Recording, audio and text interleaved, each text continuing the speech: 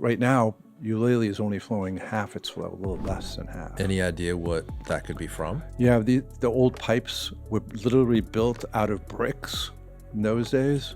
And so we've had leakages in the first 5 years where we had to line portions of the pipe. So we think it's found another way, easier way to get through the stormwater system. So if we can figure out where it's diverting out, we could put a liner in and then we'd have all our flow back. But it's been 14 months and I can't get anybody to help us. And what did they use before brick? The ceramic, right?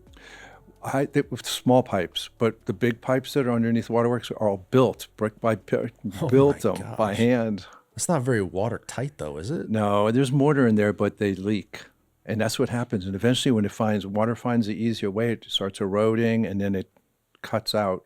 And so that's what we think would happen, but I can't get anybody to go in there. Let's camera it. Let's find out where it's going and let's patch it.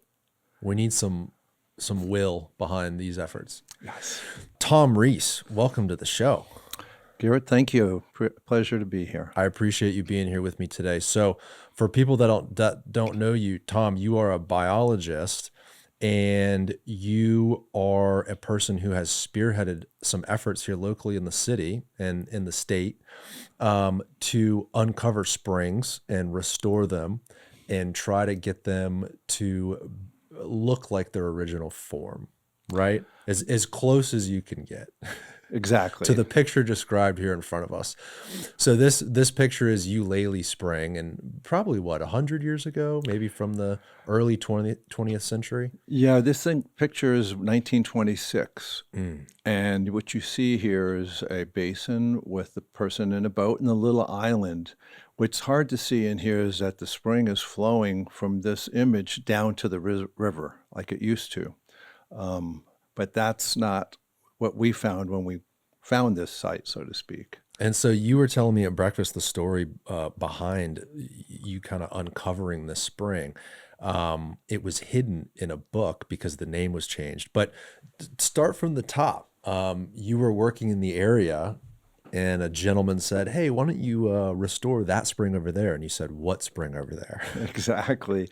Yes. And so I was working just upstream here at Stewart Middle School, putting a living shoreline in. And like you said, an older guy came up to me and said, "Hey, you should restore that spring." And I'm like, "All right, I'll go home and look for it." I couldn't find it in the book. And I'm like, "Okay, well, never mind." So a month or two later, he said, "Hey, did you go look at it?" I'm like, "No, I couldn't find it." He goes, "I'll take you over there." So what you see in this image here is us coming in to the property. We're at the Beck building, and it just looks like grass, and there's a river. But just to the left of that truck up there is an open basin with that little island we just saw. So from there down to the seawalls, about 550 feet, that was the spring connection to the river. And I'm like, I can't believe it. So I had to take a machete to even find the spring. And you know who knew it was there? It was the homeless people. Yeah. Yeah, they were bathing in it. There was a bar of soap and stuff, and I'm like, oh, some people know this is here. But so we talked to the city and said, we can do something better than this, because see these two palm trees on the right, real close on the edge of the photo? Yeah. That's where the pipe came out. So I was standing there and I looked down and there's a manatee and he's trying to put his nose up into the pipe, because they can taste that fresh water, that sweet water. And I'm like, oh my God, we can do better than this. So that's how this whole project got started. Somebody mentioned it, because I would have never known there was a spring there. And so when you looked at that book, first of all, what was this book? Like a record of springs for Yes. the state of Florida? Yeah, and so the state has it. When I was working with the swim program at the state, we were looking for projects to restore it. We did Lowry Park Spring, but this was not in here under the name of Ulele Spring, because they had recently changed the name. It was Magby Spring, and so I didn't know. And so Magby Spring was the drinking water source for the city for the first 1,000 residents that were here. And they piped the spring water to those places. But as the city grew, people started putting wells down. And this was a very industrial section of the river, a lot of ships and water work type activity. And so having that spring was an impediment, right? I mean, you have to walk around it, just keep walking along the shoreline. So anyway, a decision was made, we think in the late 30s, to pipe it directly to the river. And So cover it all up with basically a parking lot. I mean, that's what this yes, was. and that area that's now Waterworks Park was the city of Tampa police station's maintenance area. Ah, And so that was, that was what was there before. Now they had abandoned that and moved to a new building. So Waterworks Park was born there. And so we wanted to work with the city because the Riverwalk terminates in this picture right there. And we wanted to extend it. And so we said, well, let's help you daylight the spring. Let's restore the spring. This is crazy. This is piped. and so what was the initial feedback from the city when you, I guess, came up with the idea to do something really special here? Well, the initial feedback wasn't positive because I came too late in the game, right? They already have a design for Waterworks. They're getting ready to start it, and they're like, no, we can't stop while you try and figure out how you're going to do it. And who's going to pay for this? And so the answer Right. was no, and it was actually a hard no. But I couldn't just take that no. I just couldn't. So what'd you do? I went further up the chain and said, look, we really need to do this. And so what they threw in front of me says, okay, well, if you can accomplish this, we'll consider it. I've said, all right, what is this? And it was like, you get the funding in 6 weeks. I mean, I'm like, oh God, that's impossible. That's impossible. I didn't say, I just said, okay. But I was able to get a letter from NOAA and a letter from U.S. Fish and Wildlife, both saying they would be interested in funding should we go forward. And so I just held those letters up and I made the hurdle. So But it wasn't a commitment. it wasn't It a was commitment. just sort of a nod. It was, which was enough to get the city to say, okay. So then I had to really scramble to try and come up with the money. It took 7 grants, 7 different entities to fund this $866,000 project, which is super expensive when you're doing only a 1/4 acre restoration. It's the most expensive project we've ever worked on Wow. for a round of area that's being benefiting. And this was in the 2010, 12, 13. 12, 13. Yeah. So today to do something like this, it might cost double that. Yeah, the way the prices have gone up for concrete and just all this stuff, I think it would, Engineering costs, et cetera. everything is higher. When you look at it, when I was doing Stewart Middle School, which is just off behind Blake here, we did that 2,000 linear feet for 180,000. Wow. Wow. That entire stretch there, from Ricks on the River to the North Boulevard Bridge. Now, this satellite view that David has pulled up is before all that work was done, correct? No, this is the post condition. That's the post condition. You can see that this is, if you go see what it looks like here, it looks nice Right. and green and to the untrained eye. It looks good to me, Yeah, but that green is all non-native trees. It's from China. It's lead trees, and they're about 80 feet tall. Plus, there was a little cliff under there where it'd be like a step 4 foot down. It wasn't safe for kids to go down there. Plus, they couldn't even see the river. So our intent was remove all those lead trees, soften the shoreline, put a breakwater in so that there's no more erosion on the shoreline, and put a living shoreline in. Right. So we worked with the school district, with Swiftmud, and 180,000 put that project in. And you can see the white line of rock. That's right after it was put in. We moved 33 palm trees out of the way and put them back. They all survived.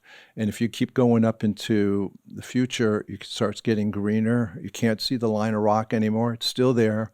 And up to today, there is no erosion on that shoreline now. wow. And besides the palm trees, what is the greenery we see today? Now it's mangroves. Mangrove. And we planted a number of other native trees, but some of it is mangroves. Now, when they get high enough, we don't want to block the view, Right. right? View shed is important. And so they are allowed to be trimmed. And so they're 6 or 7 feet tall, and you can still see over them. And they're still providing ecosystem services. And what's the answer? I mean, these Chinese lead trees versus mangroves. I mean, do the fish really know the difference?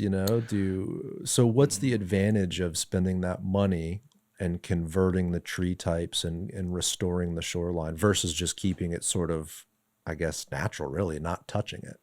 Well, the advantage is multifaceted. First of all, the school could use it as a learning lab. They couldn't even get there. Wasn't safe, couldn't see it. So we get the education component of it. Now it's a resilient shoreline. Okay, if we have a tidal surge like we did with Hurricane Helene, the water goes way up the bank, and when it comes down, it's not taking everything with it. It's all stable. And the boat wakes, we have more boats now in the river. All those boat wakes are not causing erosion. But the main difference is these red mangroves, they're actually growing in the river. And so snook and crabs, they can hide in those places. Those lead trees are up on the bank, up in the upland. And so they're not benefiting any habitat or creating any ecosystem areas along the river like mangroves do. Right. So it completely changes the form of the river on that side. So it's not only for the health of the river and the waterways, but also the fish and the humans in the area too. They can actually use it and experience it, especially on a middle school, right? It's important for kids to learn about the environment surrounding them as they grow up. So this will all tie in too to the West Riverwalk, correct? They're redoing this West Riverwalk, and I think portions of it are going to be living shoreline. Right at Blake High School, they're going to soften that seawall. You know, I was part of the team that went after this project. I'm not working on it right now, but the engineers that are doing it have great track record. So they're going to be able to soften that shoreline, still holding the bank, but make it so that it's more ecological for critters. So from here all the way down to Hillsborough Bay is 1.5 miles, and the entire length is seawalled, every inch of it. So anywhere we can get some green spaces, it would be good. And before, when we were doing Ulele, this was not a no-wake zone. So if we're opening up a section to let the spring come in, we had to put a breakwater out there so the waves from the boats don't go into the spring basin that we just created and erode things. So we put that in. Now, of course, it's been switched to a no-wake zone, so you can see that breakwater kind of right with the opening where Ulele Spring is. Yeah, zoom into Ulele, David. Let's check out that breakwater, and then let's go back in time and compare sort of what it looks like now to what it was, because the difference is quite staggering. I mean, look at what this was before. It's literally a parking lot, and you said this area is where they would work on, maintenance of vehicles and right down here was the city police maintenance building. So all their police vehicles, it's a shop where they worked on those vehicles. So in the spring where the homeless people would bathe and hang out, and that was all in this wooded area on the bottom right. So another thing, when that guy showed me that, I looked on an aerial. You can't see there's no way of knowing. But if under those trees, right up there in Doyle Carlton, is the spring that had been piped from that red building, the Bush Ross building. That's where the original spring was. And the other one is that building, which is now Ulele Restaurant, where that tree is right there. That on that side was a second spring. So those two springs, and when you get a project like this, you want to look up records. There was only one record we found. It was an 1888 hand-drawn survey, and it showed a spring where the Bush Ross building is now and right behind the Waterworks building, coming together and then flowing down here to the river. And that was the only piece of evidence we had. So it was like, okay, let's see what we can do about this. So you basically hear about this spring from some of the people hanging out in the area. You find it. Then you're doing more research. And when you're looking up these records, where are you finding this 1888 drawing from? Well, the archival records of Tampa are pretty good. And that was the only piece of information we had. Nothing else, no really. And then you saw that picture we had up early in 1923. There's about 4 or 5 pictures like that. That's it. Wow. And so it's unfortunately, there's a lot of that's lost. So you go, okay, well, we know there was a spring run. The city is allowing us to do it. They're not going to let us put it back where it used to be. Sure.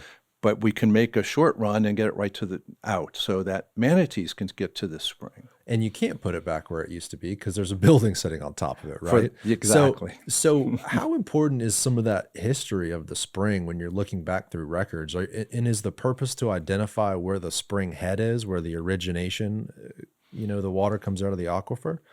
Well, it's good to know, right? If that building wasn't there, maybe we can do some improvements around that spring vent. Right. But the spring vent has been piped, and so we work with what we have, And right? that pipe is probably what, 100 years old or so? Over. Over Yeah. 100 years old. Yeah. And those pipes were, unless they were small, and we think that is a small pipe, that's not the main spring. The main spring is the one behind the building at Ulele. That's the one that's not flowing at this moment. Because we piped that one to the one that's under those trees and then dug out the area so that they all cascade down into 3 different pools, which the third pool is the estuarine or the river pool. Right. So we didn't want, manatees can't get to the exact spring location, but they're getting into an area out of the boatway and out of the seawalled area, and they're in that fresh water. They love hanging out. I see manatees in that pond pool all the time. What do you call it? An estuary or river pool? It is. It's an estuary because it's a mixture of fresh water and this mostly brackish water of the Hillsborough River.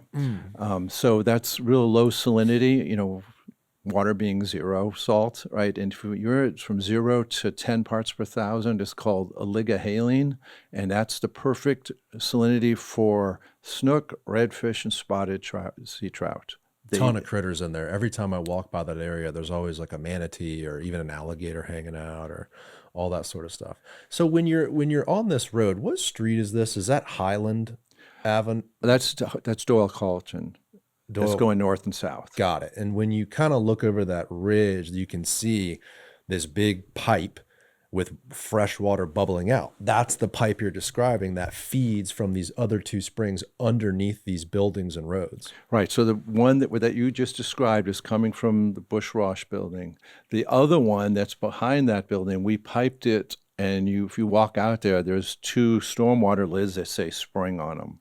And we piped it into the second basin. So we have one basin, cascades down into the second. That's where the second spring we piped. Then we dug all this out to connect it to the river. It's interesting how something like this has become such a defining feature of that restaurant. I think the entire experience of going to this restaurant, Ulele, is different if that's just a parking lot or an empty space. This spring adds such a cool native Florida vibe to the already like native Florida sort of genre restaurant that is Ulele. You're having like Florida gumbo with alligator, and they have very like native almost food kind of. I think they're leaning into that at Ulele, of course, right, with the branding and the name. And then you look outside and you've got this spring, which was probably used by Native Americans maybe 1,000 years ago, hanging out around here. We were talking about what a perfect setup for them. You've got the fresh water, you've got fish, you've got your food source right here in the river or in the bay. This was probably a pretty significant site for the natives. I agree totally. And 2 points I want to make on that is we did an archaeological assessment because you would likely find shards, points, all kinds of stuff, because I guarantee you people were using this. But we found nothing because we were not looking. We can't take the building out where the original spring was. And so we didn't find anything. That just knew right then that this spot where it's being boiled out isn't the original spot. And, for the Gonsmarts, and Richard did a really good job picking up on all this and making the restaurant have that kind of food types like you were mentioning.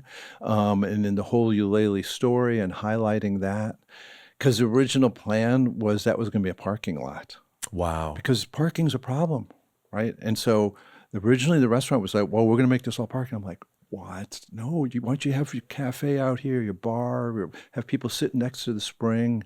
So anyway, they quickly switched that, but it was a good opportunity, good timing for us to find that, because this would not be here. They even have the quarter machine with fish food. You can throw some food in there and I think it's tilapia. They've got all different types of fish. But wow. So you mentioned that the spring name was changed to Ulele.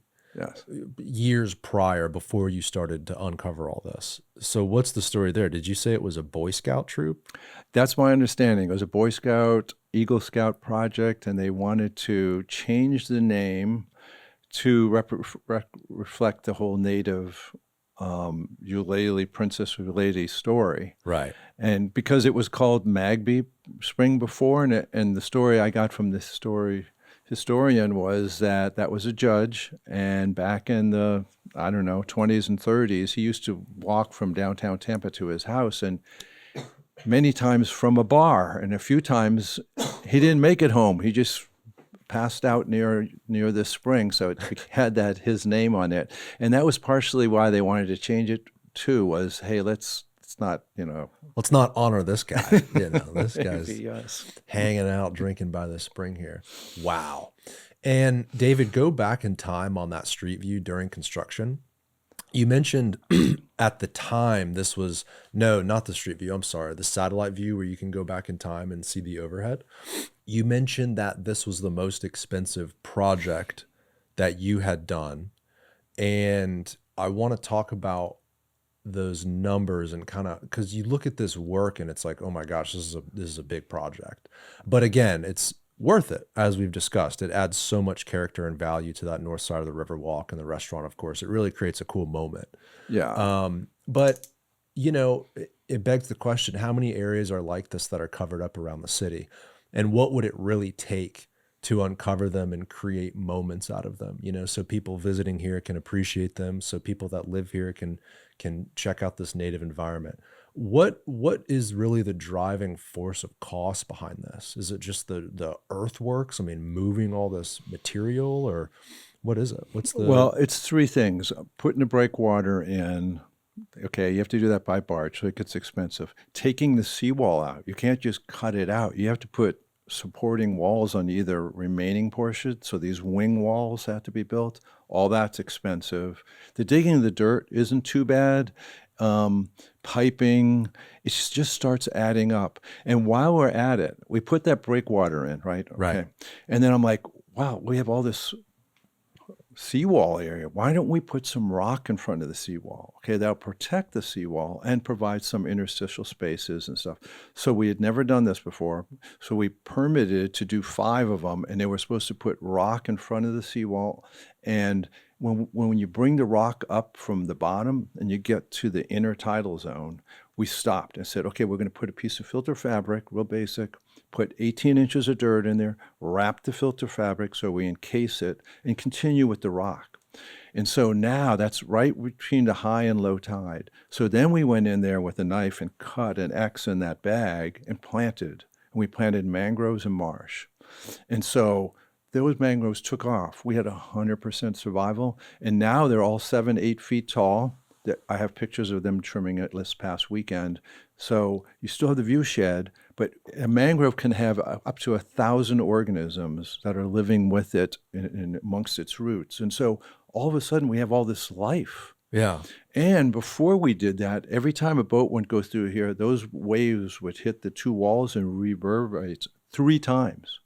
As soon as you put that in, that takes that wave energy out. So that keeps the water cleaner instead of resuspending the sediments on the bottom every time a wave hits it. So if it prevents wave energy or strong wave energy from hitting the seawall and maybe even coming up over the seawall, is there an argument to be made that it's actually helpful for hurricanes and storm surge too? Oh, it definitely is. It definitely is. Now, you may have to raise your upland behind it just for storm surge doesn't go up into the infrastructure, but it's taken the wave energy out. Right. It breaks up the wave. Yeah. And so you can hardly see these. In fact, you'd have to, they weren't in here at this image. It was after this image, 2015. You should see them.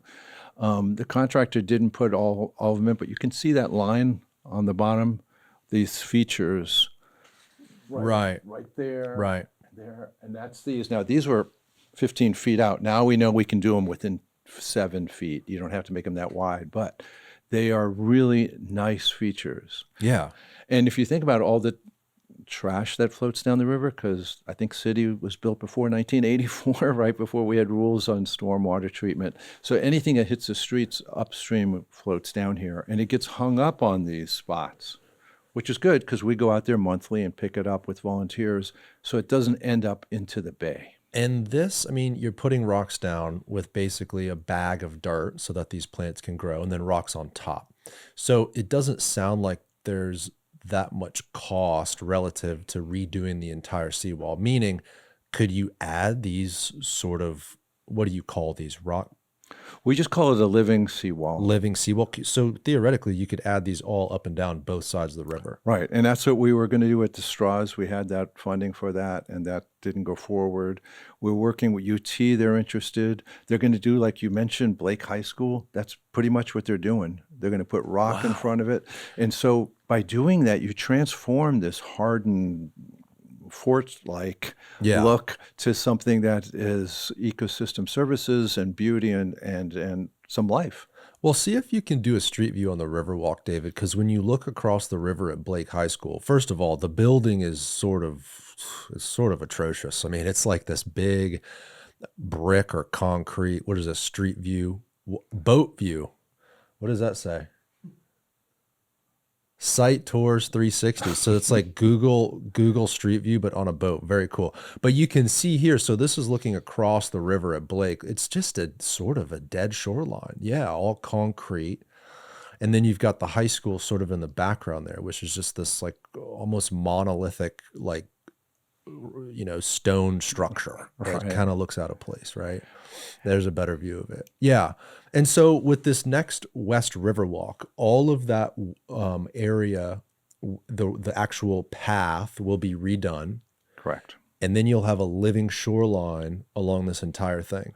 That's the plan. And I'm not sure if you can turn this 180 or not.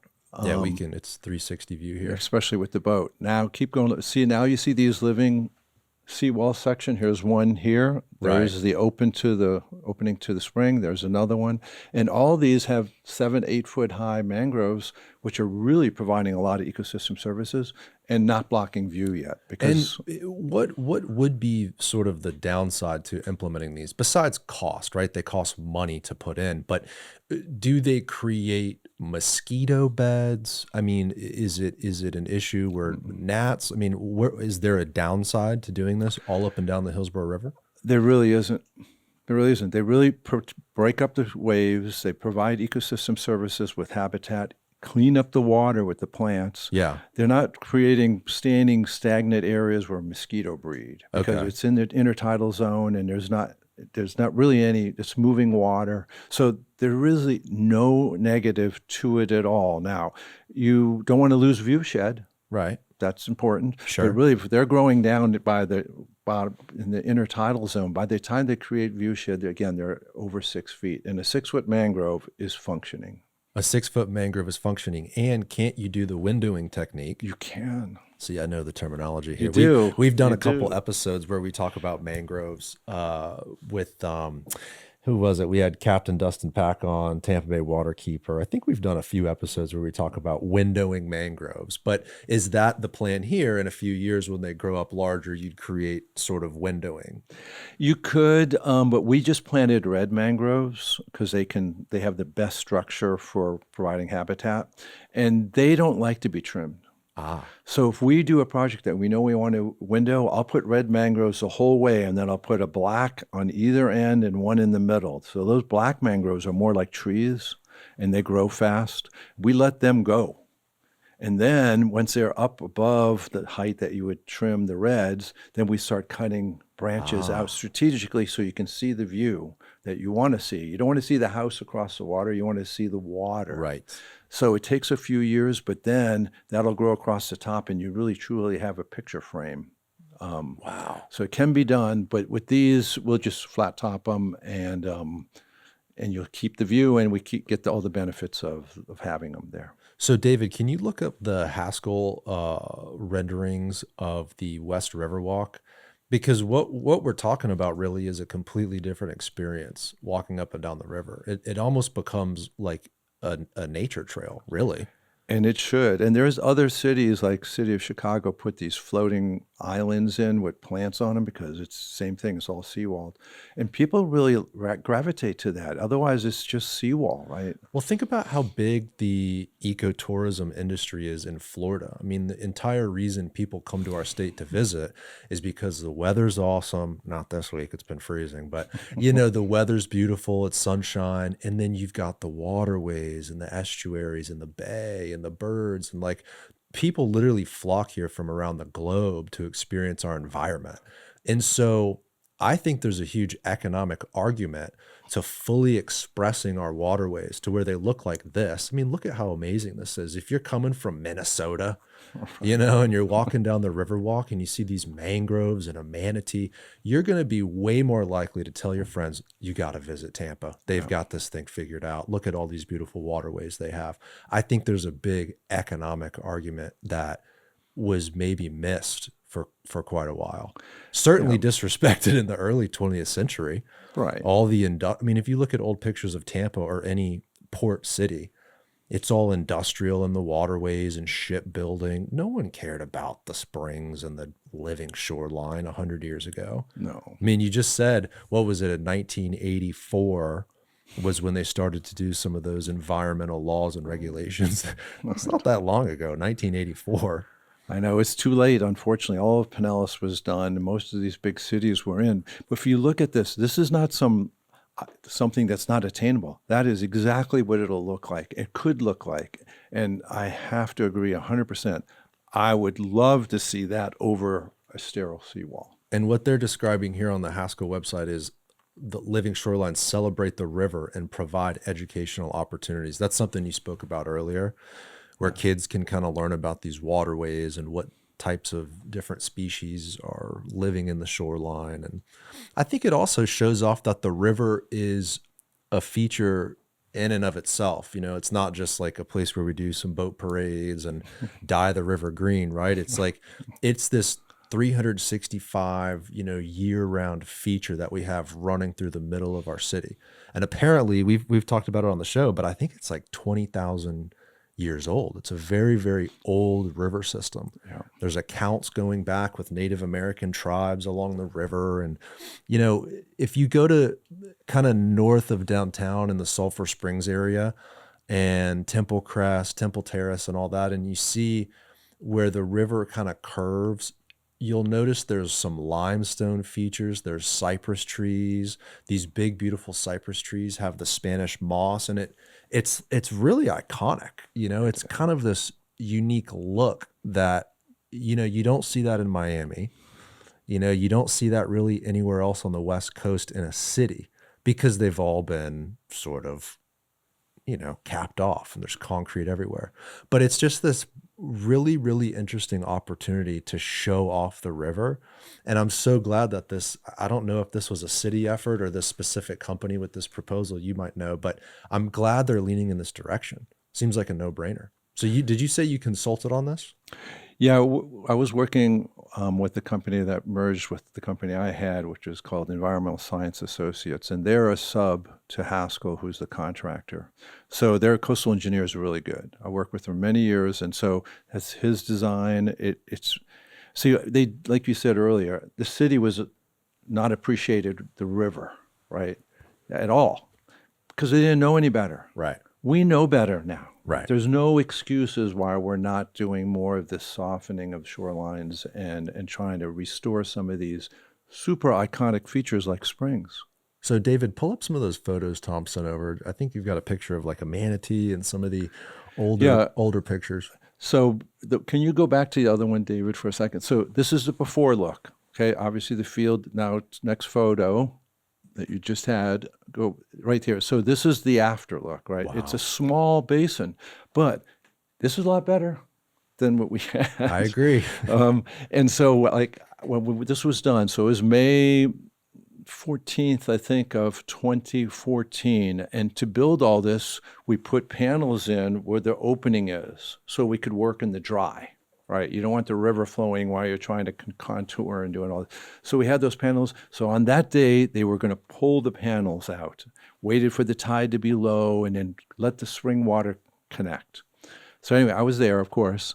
And so I'm there, and they pull it up, and they all connect, and there's floating turbidity, those yellow curtains they have in the water, and I see it's moving around. I'm like, what the heck's pushing that? So I go over there, and there's a manatee, and it swam over it. Just to get that water, just that to get in water. there. And if you go to the next picture, I think it is, it's hard to see in here, but in the foreground, you see the manatee. It's a mother manatee. She came in and had her baby, and you can see the baby's nursing on the side of the manatee. A baby manatee was born in the Ulele Spring the day it opened. Yes. If that's not more proof, right, that Yes. is absolutely the best environmental thing you could have done for that area, was to reestablish this river spring basin, because manatees love that spring water. Why do they love the spring water? Well, it's fresh water. They can drink it, right? It's hard for them to drink salt water. They can live in it, but that's not what they're drinking, or they try not to. So when they can get to that sweet water, they're going to go there. Plus, it's spring water, right? So most spring water is 72 degrees.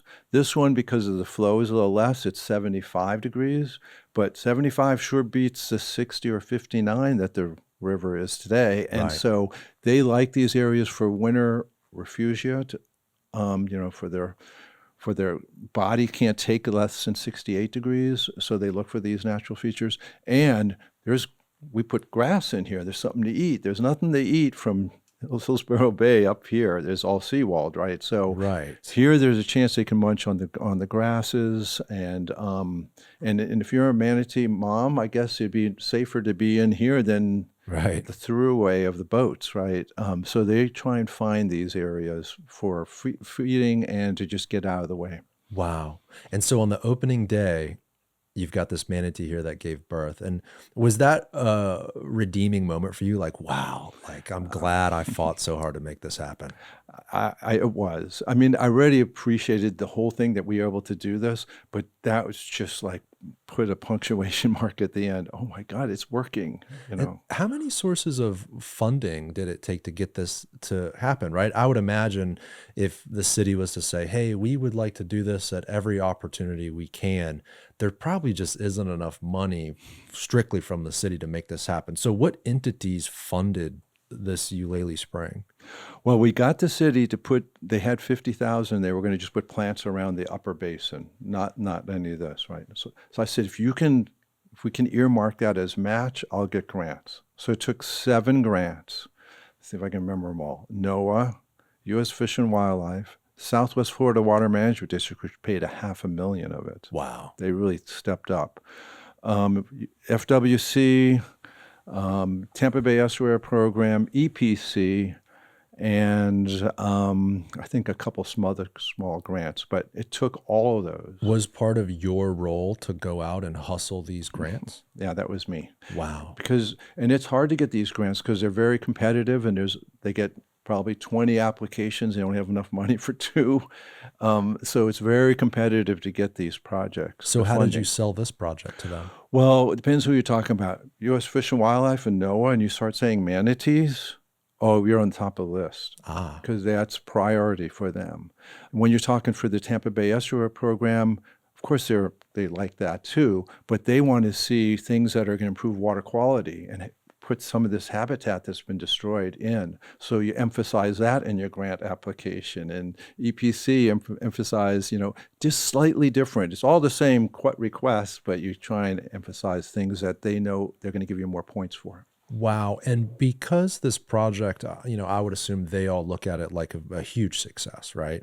You've got a manatee being born there. You've got this amazing place where people constantly stop. I don't, when people walk the Riverwalk, you don't just zoom by this. I think everyone kind of stops and takes a moment and looks, and it's really beautiful. But now that it's been established, do they come to you and say, hey, do you have any more of these around the city or the region that we can accomplish? Not really. Even though this project's won 4 awards, right, deservingly, in my opinion, it's kind of funny because the city is reacting to its needs. They have 200 parks. They don't have enough staff to take care of 200 parks, hands down. They just don't, right? So for them to say, hey, what else can we do? Can we add another park? Or they're just barely hanging on to maintain their assets they have now. Yeah. And so if me coming around saying, hey, let's do a project is not always welcome because it can be extra work. But in the end, I think they totally get it. It's just, they just have to get some convincing. Yeah. I was at Ballast Point Park in the little splash pad area with my 2-year-old last summer. And they shut it down early. And I asked, there was a city worker there, and I said, hey, what's going on? Why are you shutting down early? He's like, Dude, I got to shut it down early because our office is all the way up in, like Sulphur Springs area. And I have to shut the park down early because I can't get back and forth. It takes me like an hour and a half round trip with rush hour traffic. And so it's like, wow, if they're trying to figure that kind of stuff out, they certainly don't have the time to get creative and forward thinking when it comes to some of these more intricate projects. But there is another project. There's actually a few more projects in the city that are super exciting I want to talk to you about. Okay. The next is Palma Spring at Fred Ball Park. So, David, if you can pull up a map, and I don't know, did you add any images to that file? I think there is when you've drained it and stuff like that. In the Yeah, file we here. have that. So for people that don't know, off Bayshore Boulevard, right north of Beta Bay, there's a park. It's sort of hidden. If you're walking Bayshore, you might not notice it, but it's called Fred Ball Park. And there's a spring in Fred Ball Park that was extremely popular, probably in the 1910s and 20s. Springs in Florida were places, even beyond the Native Americans, but when, people would go there and swim, and it was almost like a holistic, retreat for people. The springs have minerals in the water. It's good for your skin, all that. So it was sort of like a hangout spot. David, there's a picture with a ton of people in it. That's a good one. That one, and then the one to the left. Yeah. Palma swimming hole, 19. What did it say? 26. To the left, David. Click the black and white one down there. No, I guess it was the one you had originally. Left 3. Yeah. Yeah, look at that. I mean, it's a little blurry, but people can get the idea. This is right where Fred Ball Park is, correct? And this was a large swimming hole. This was all a natural spring. I mean, look at that. It looks like hundreds of people are hanging out. It does. Kind of crazy. Yeah. Really. And you can see it's not deep. People are walking or kids are walking here. If you go back to one more picture, David, the one before this. So this was the original spring. Okay, so they put concrete line around and steps to go in, and it's not really big, right? And so that's the spring that's still visible today. Okay. And so this was built in 1906, and then there's another spring. It's 400 feet to the west of here, and that has even more flow. And so when they've discovered that, the picture that you were just at, David, and the next one was, they used that water to fill this. So these two are separate things, 400 feet apart, swimming hole, and it was like that till 1956.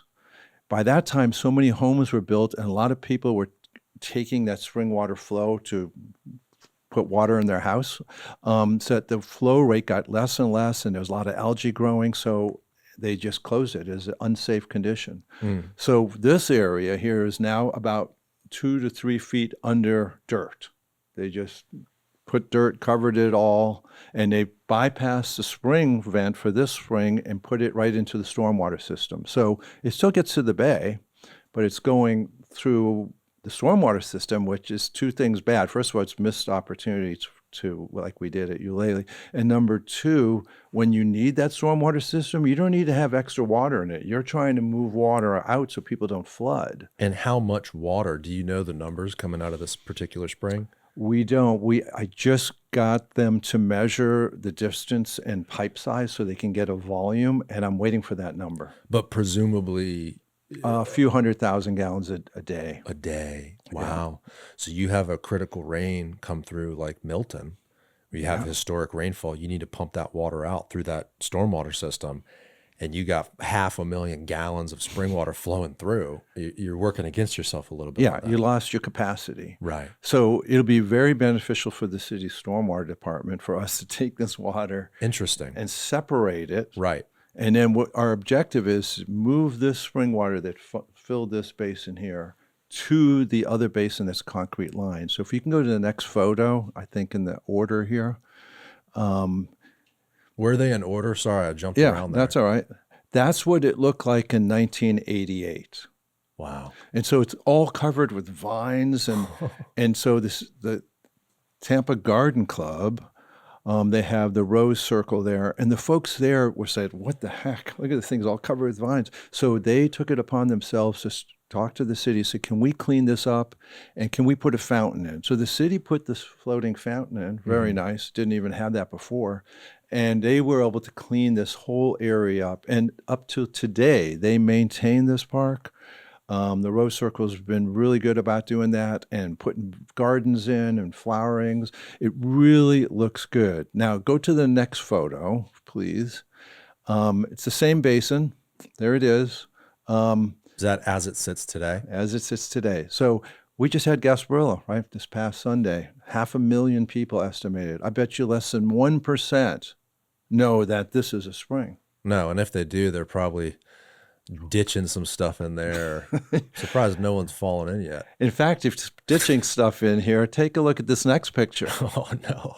Oh, geez. So So you've drained the spring here.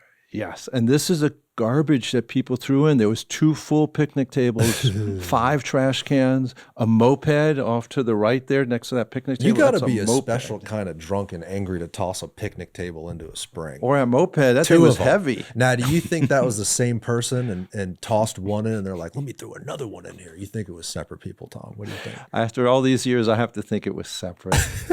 Because you found some interesting characters around these springs, it sounds like, over the years. Oh, yeah.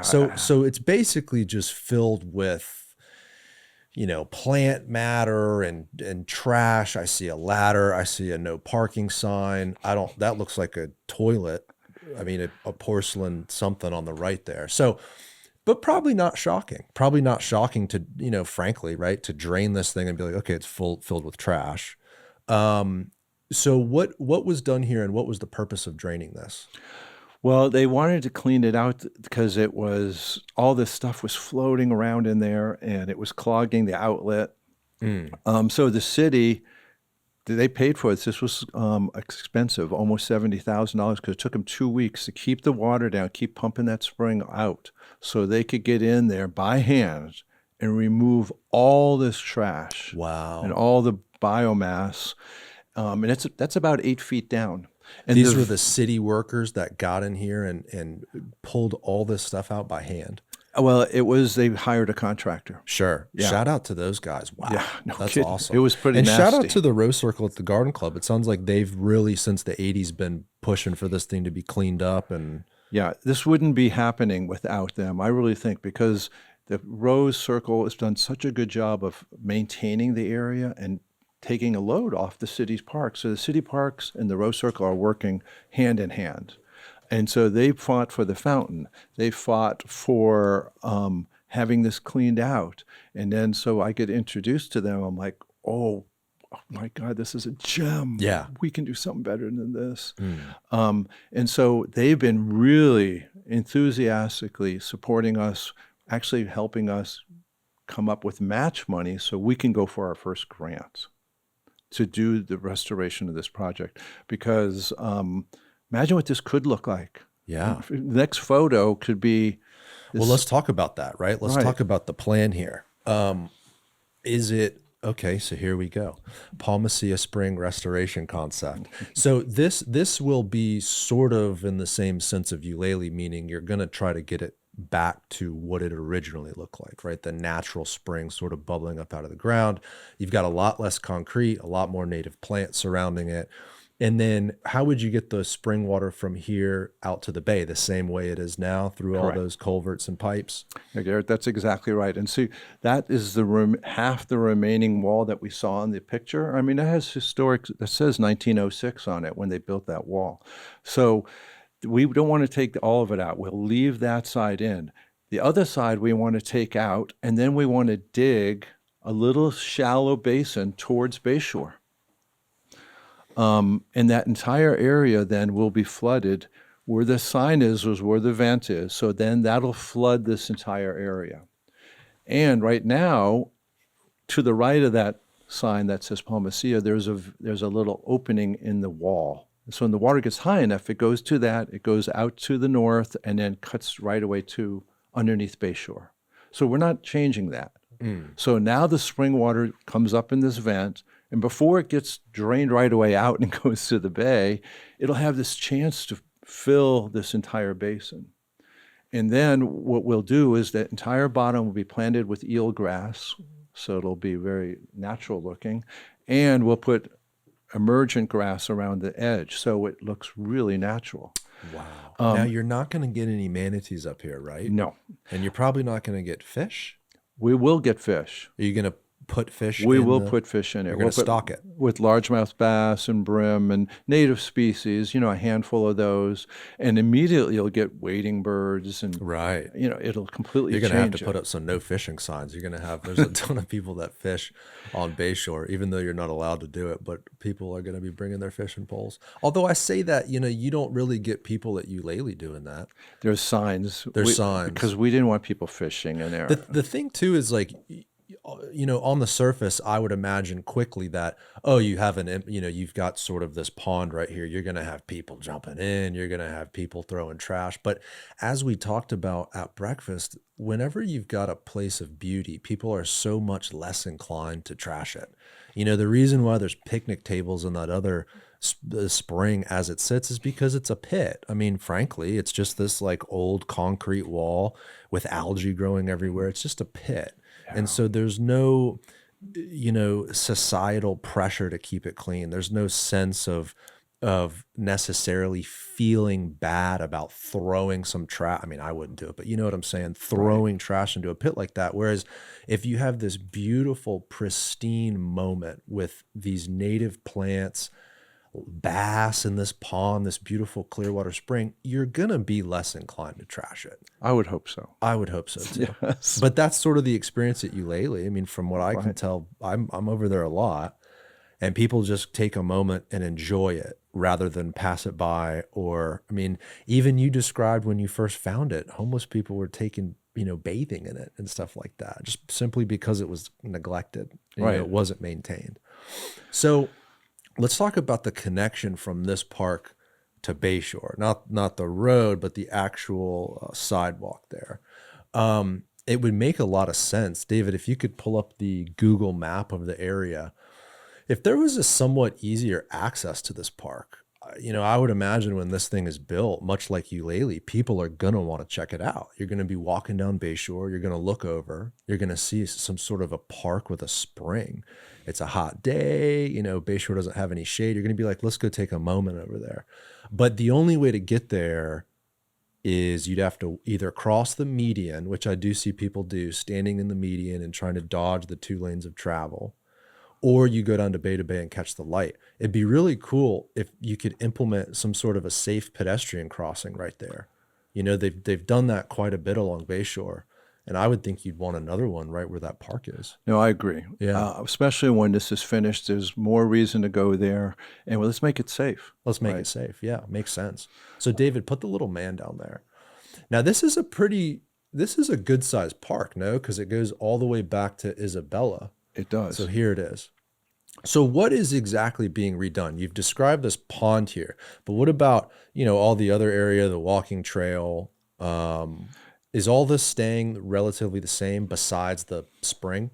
Yeah, and David, where you have, that's a great image. So to answer your question, the left-hand side of this basin, we're leaving. The right-hand side, we're taking the wall out, and we're digging out where all those palm trees are, all those sable palms, moving them out of the way, and making that sidewalk, taking that out, and that'll be that basin we just showed. Right there. And what we're also doing, remember we talked about the other spring, that's 400 feet this way to the west. We're going to take that out of the stormwater system and pipe it over here and maybe have an open water run. We're still not sure. It's still early. Sure.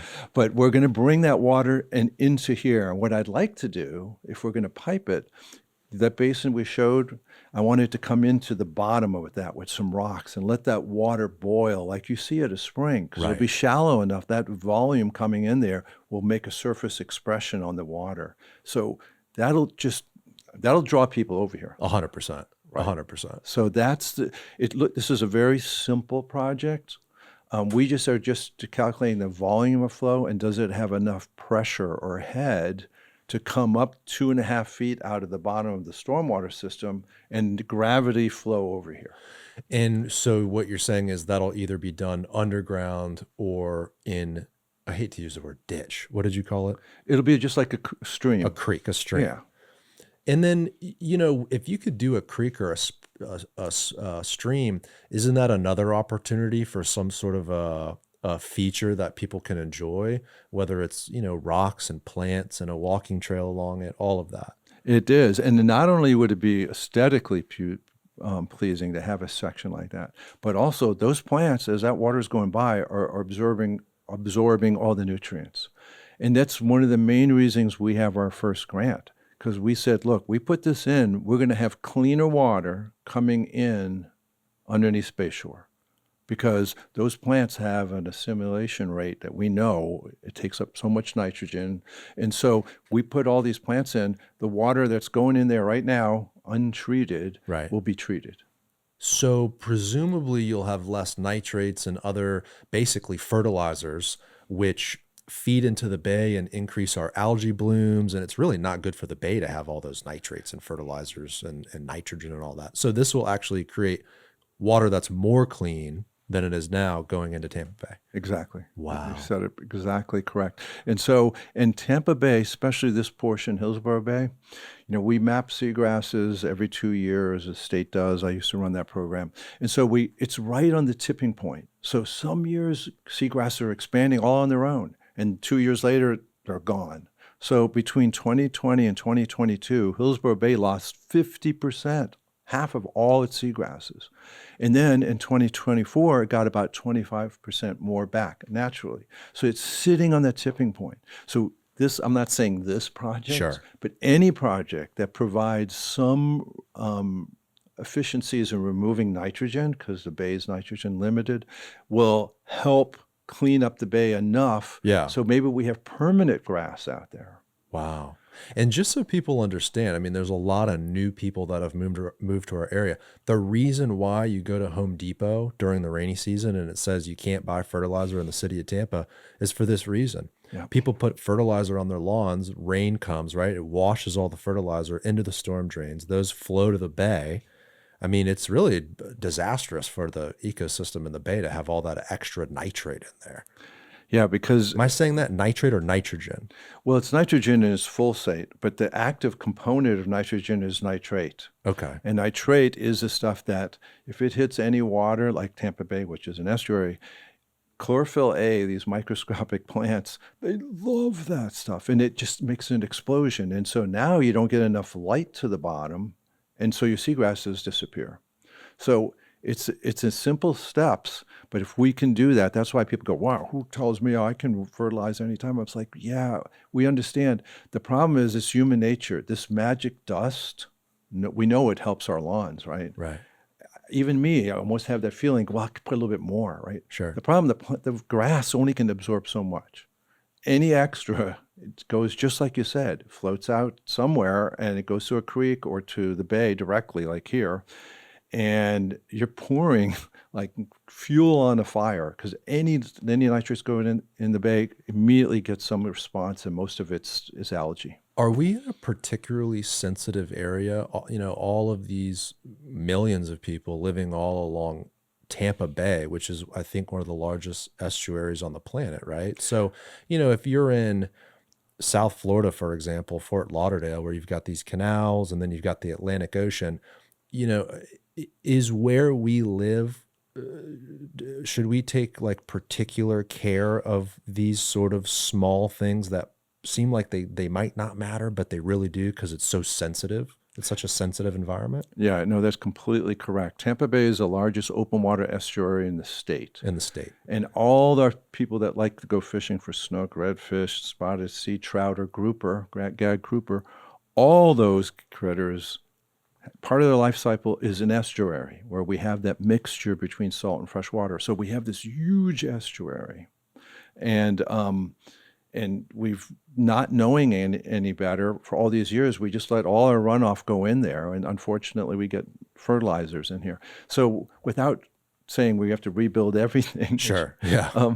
We just have to take these small steps to just not make it worse. Right. Right. And so putting projects like this, and when I worked for the state through the SWIM program, we went and found areas that, hey, all this untreated runoff's coming here. We have this small park. Let's put a stormwater system in here, something natural, but just to get a little bit of cleaning before it goes into our precious estuary. Well, it's also generational change, right? I mean, I don't think in the next year we're going to be able to save the bay and sort of rewrite some of the maybe mistakes or people didn't know better that back then, right? But look, it's all a part of a solution moving forward. And maybe it doesn't happen in 10 years, but over the course of generations, if you have policies and programs like this that start putting these little pieces together, our children and grandchildren will have a much more cleaner bay and environment to live, work, and play in. So it's like, although this is just a small little moment, it's so important. It also establishes what's possible.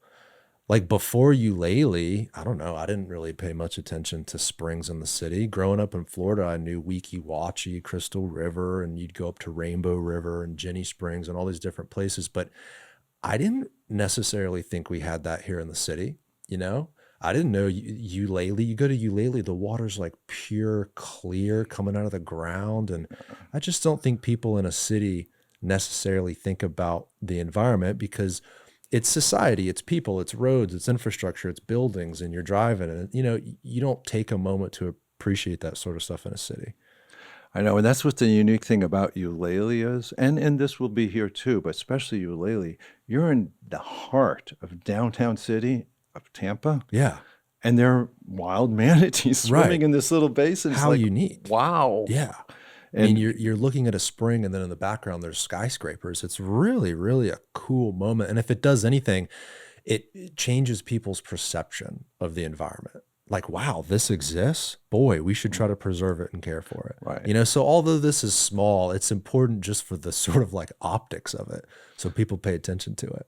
Yeah, optics, and again, for me, I'm so fixated on trying to keep the water cleaner. So here's an opportunity, and not only are we doing that, we're providing all this habitat and the optics and the beauty and aesthetics that come with it. And while we're still talking about it, there were so many people that helped on this already, even in this early stage. Because I have to say, people come up to me that happen to know I was involved somehow with Ulele, and they go, "Oh, what a great job!" Yeah. And I'm like, it's not me.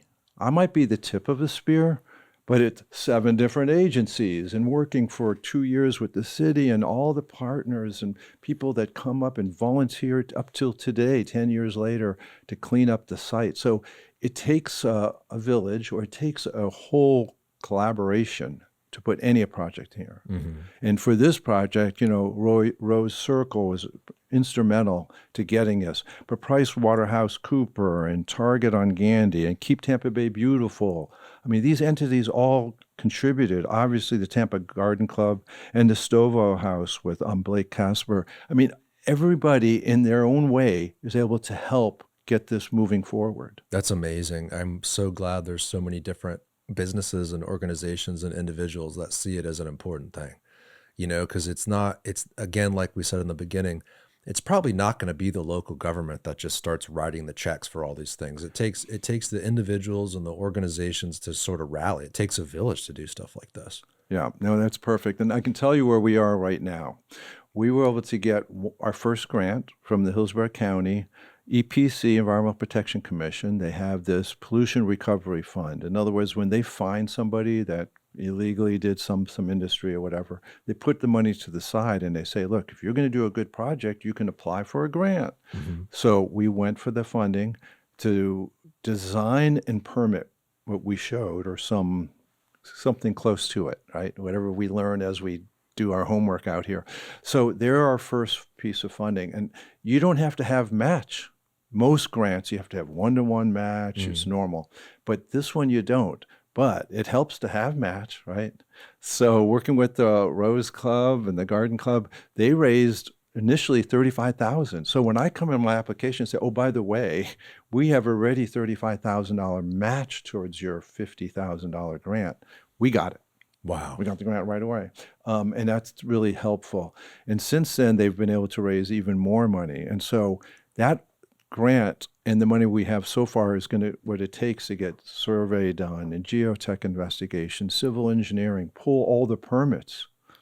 We had agency meetings. I'm like, why do I need a permit? I'm digging upland out. Right. Right. I'm not destroying anything. Oh, still need a permit. So I have to get a federal permit, state permit, county permit, all 3 of those. And so costs money to do all that. So we have the funding for that. Now we're going to try and get a grant from the Tampa Bay Estuary Program. They have a big grant. It opens up in March. And so with the help of the Rose Circle and a lot of these entities we mentioned, we have now enough match to ask for their full grant, which is $250,000. Wow. Now, they don't like giving out $250,000 because they have so many hands out, so we may only get 200,000, but we are going to ask for what we need. And I can't tell you what we need yet because we're still in the middle of designing this. But the engineers are working on it. Literally another week, we'll know how much dirt we're moving, how much that costs, how much would it be to pipe, even if it's plastic pipe, so we can get a ballpark. Do we need 300? If it's 300,000, we'll be set if we get this second grant. If it's more, we're going to have to look for another grant. Got it. Wow. Are there any other municipalities around Tampa Bay that have springs like this that they've created sort of these park moments along their waterfront? Like does St. Pete have any springs that you're aware of? Well, the few springs that were along the coast and Pinellas have all dried up. They've all dried up. I mean, if you keep putting impervious areas in, that's the only way these springs have enough water to have artesian pressure to come to the surface. If you keep paving stuff, they don't get recharged. And so many springs have dropped in volume and completely stopped. So especially in Pinellas. So I don't think they have anything like this. So the city of Tampa has this unique, super unique opportunity and have capitalized in it. Lowry Park Springs, we did that when I worked for the state.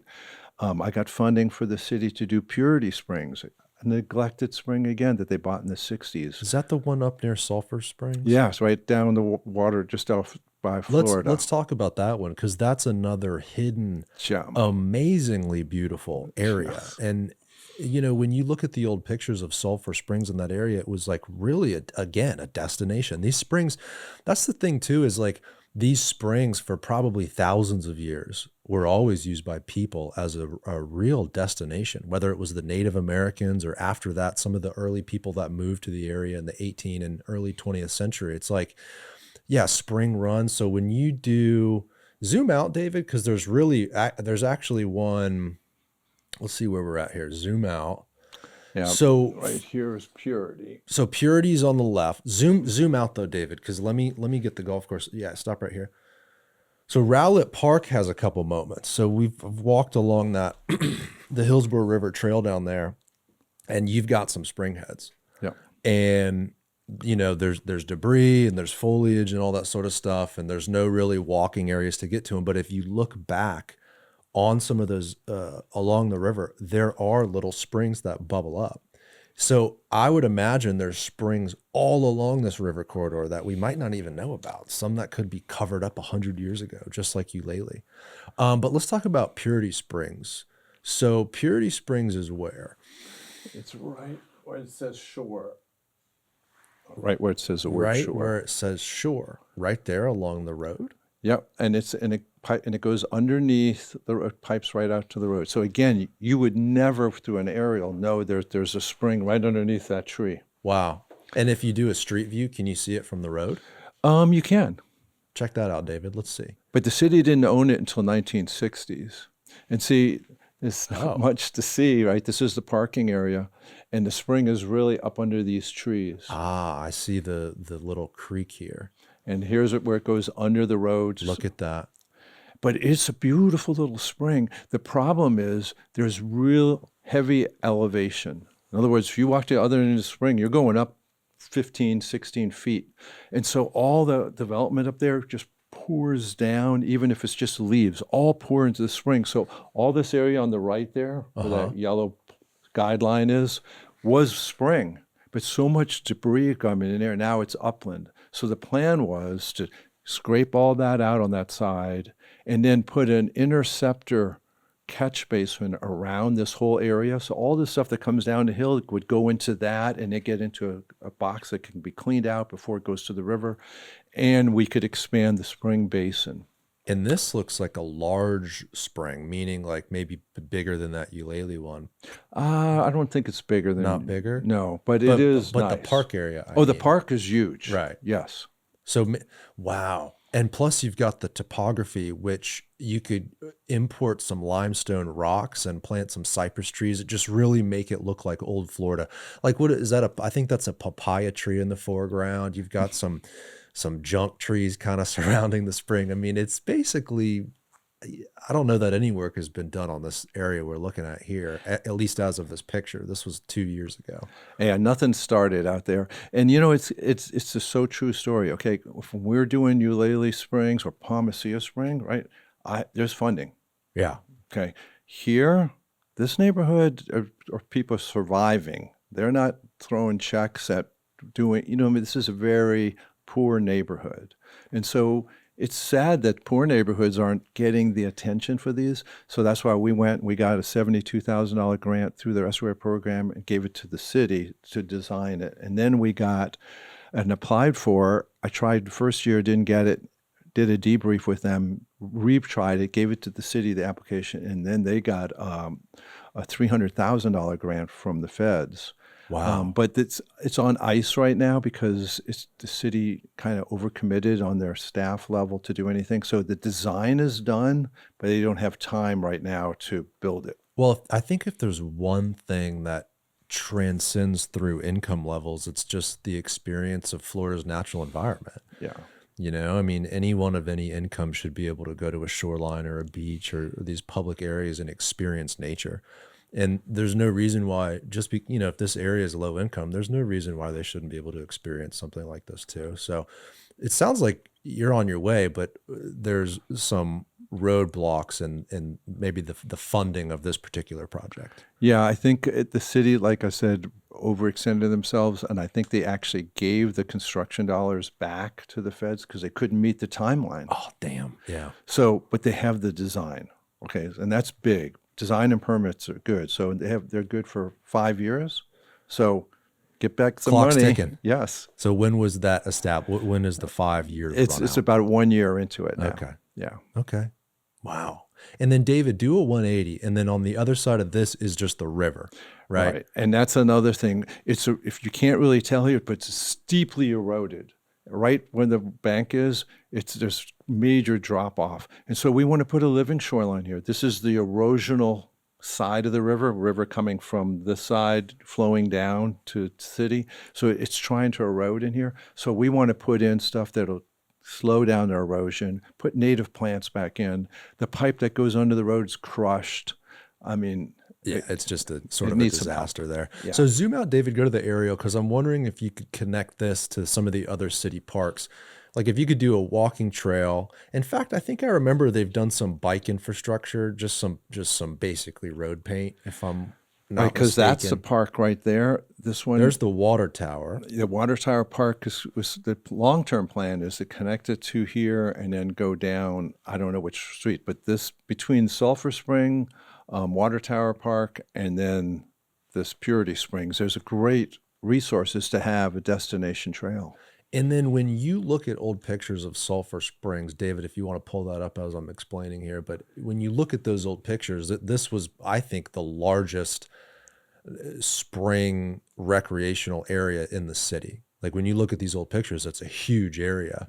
So when we look at a map, David, when you're done, just go real quick to Google Earth. Like when you look at this map, where exactly was Sulphur Springs? It's a little bit further to the east or to the right. You go past that. Where this pool is? There it is. All of this, I see. Yes. This right here. So is this another spring we're looking at right here? It is. Wow. And this looks like a large volume of water coming out of this one. It is, and I'm not sure what it is. I don't know much about Sulphur Springs as far as the facts and stuff, but it is, and probably still is, one of the highest volume springs in the city limits. Wow. Yeah. So zoom out a tad, David. David's finger is going to be sore by now. Sorry, David. You've got, I call it downtown Sulphur Springs. You've got these dense buildings in this particular pocket right here on the east side of, I think that's Nebraska, right? US 41. Mm-hmm. There's an opportunity. I know the city's going through some redevelopment stuff of the area right now, having conversations with the public and seeing what people that live in this area think about how they want their community to grow. But with the redevelopment of that area, the available land, I mean, look on the left-hand side, you've got the dog track, you've got the city-owned property, some private property on Bird Street, and then you've got this incredible natural feature, this beautiful spring, the Sulphur Springs Park Trail that actually looks like goes under the interstate there. What an opportunity to rethink that riverfront park right there and just do something really connected and natural oriented towards what we've discussed today, the living shoreline and these springs. I mean, this could be like the premier spring ecotourism place in an urban area in the entire state of Florida. I agree. And you know what's interesting? Right on the right side where it says Van Dyke Place, Right. right in that little corner there, there's a spring there. It's called Patterson Spring. Under this area Right there here. where that, right there. Wow. And so somebody just showed me that like about a year ago, and it's just a hole in the ground with weeds and trash in it. I'm like, come on. That right there, that box. Yeah, right in there is a spring. So it's all this karst topography here. So you have this spring coming out. That's a spring right there with the steps going down. No, I don't think I can't point it out in this picture, but Sure. it's right in this vicinity area. because they sent me pictures of it, and it's just like a depression in the ground, but there's spring water coming out. Wow. So to your point, you could have a walkway that takes you from Patterson, Sulphur Springs, all along the river tower. Then you get to the Purity Springs, and then you go a little bit further, and you're at Lowry Park Springs. That could be a spring trail. Literally. Yeah, a spring trail. Wow. How cool could that be? And again, the economic arguments, the environmental arguments, I mean, there's a lot of reasons to do something like that, especially when the city right now is having conversations of redevelopment in this community. I think there's even been discussions about establishing a CRA in Sulphur Springs, right? So the time is now to start talks. So sounds like there's work being done. They've got the design. And I'm sure there's been some forward thinking on how you connect these all together. I would hope so. Yeah. Because it's such an opportunity. Because any city can let's put a trail in, but having these destinations like in a line for you, these gems, Right. these spring outlets, I mean, that's what makes it special. And, you know, I'll throw in some commentary here. Sure. Just because the tracks there and all that impervious area and all of it's running right to the river. There's a 72-inch pipe right underneath the road here that dumps all that runoff right through here, right into the river. Oil and all Everything. that. Yeah. And so here's an opportunity. If you're going to do this redevelopment, whoever is redeveloping it, the rules are, oh, this is your grandfathered in. This was all impervious before. So you don't have to do any treatment. And that the rule, why they did that, they wanted to encourage or discourage urban sprawl, right? Let's get people to redevelop. But we should say, look, yeah, we won't make you do a half-inch treatment like everybody else if you're doing brand new development. But if you can do a quarter-inch or put just a rain garden in, some treatment. Sure. And if you cannot at all, here there's plenty of room, but if they can't, put some money into a fund. So a swim program could, once it gets enough money, they can go downstream, buy a piece of property and put a big regional stormwater treatment. Because if we don't start cleaning up the runoff that from all this impervious that's been built before the rules, we'll never get the water quality we need to keep this estuary healthy. Well, I would imagine when you have topography like that, you know, this is some of the highest points of the city. David, if you can just zoom out a tad, I mean, you look at the amount of concrete in this area. Yeah. And by the way, from the river, from the water line to Waters Avenue, that's quite a bit of elevation. Yeah. So when you have a heavy rain, all that asphalt and concrete, that just runs straight to the river with like zero time to establish itself and soak into the soil and clean itself up. So yeah, I would imagine if you're going to redevelop that, you should certainly have some sort of qualification on runoff. Right. You know, a big thing I see now on social when people talk about development, we get it all the time on our platform, or some developer will propose 5,000 homes out in the middle of a wetland, and people comment stuff like, you know, about runoff and wetlands and, hey, you're overdeveloping, you're putting more concrete. That's the reason why we're flooding in areas that aren't supposed to flood. You know, X flood zone areas during the last storms were flooded. You had communities that were built only within the last 20, 25 years that flooded. And when those areas were developed, they were mitigated. I mean, when you build a suburban community, you have to account for your stormwater, and there's retention ponds and all that. But those areas flooded, including in the city, like Forest Hills flooded. That's not in a flood zone. Right. Why did it flood? Well, it probably flooded because of what we're talking about. All these areas have these impervious surfaces, and the water has to flow somewhere. But you tell me, an area like Forest Hills in the city of Tampa, or these other suburban communities that are not in flood zones, why do they flood? Well, first of all, they only have so much capacity, right? Because they think, okay, this is a 100-year storm or whatever. They don't plan for something like we had. But on top of that, these things are controlled by a control structure, a concrete box or a spillway, right? And all it takes is one tree, big branch to clog it. So when we have major rainstorms, now people are going to, their HOA, they're going to have somebody run out to these control structures and make sure they're not, impacted somehow. Yeah. Because that's all it takes. You could be completely never get flooded and it was designed perfectly, but if the structure is blocked, it's not functioning. Yeah. And so that happened in a couple places where the structure was the whole problem. And so it's a whole new way of looking at it. If we're going to have more extreme storms, which seems to be the trend, then these HOAs or these subdivisions should now take the extra effort to check and make sure their stormwater systems are physically able to function. Yeah. And so it's a shame because you feel bad for these people. I don't need insurance. Why should I get insurance? We're not even near a floodplain, and now they have no insurance in a house flooded. A lot of people got caught in that. That was the big issue, is people felt like, and it was sort of, I think, whether it was the mortgage industry or realtors, if you're in an X flood zone, it was a positive for your client. You're talking to your client about buying, oh, it's in an X flood zone. Cool. Like I'm not required to buy flood insurance, through my mortgage. And so not a lot of people had it. There were some people that like to mitigate risk and bought policies. They're not very expensive. They're not. And a few $100. My house is built up and it's like $1,200 a year. I'm in an AE zone, but I'm built up. So if you're in an X zone, you're only paying, I don't know, $500, $800 premium. It's not that crazy, but people felt like they didn't need it. They felt like it was a total waste of money. And so thousands of people got caught. And I think the cities funded, a program where you could get, I think, like $20,000. I'm probably not, if you qualify, something like that. If you qualify, like Yeah. flood assistance program. And I know the city's building more generators to keep those pumps moving in those particular areas that are in basins. And the other thing too is the ditches, right? It's like all these ditches around the city that I've seen, like in my neighborhood down near Ballast Point, we had stormwater crews digging up the ditches and trying to clear debris and stuff like that.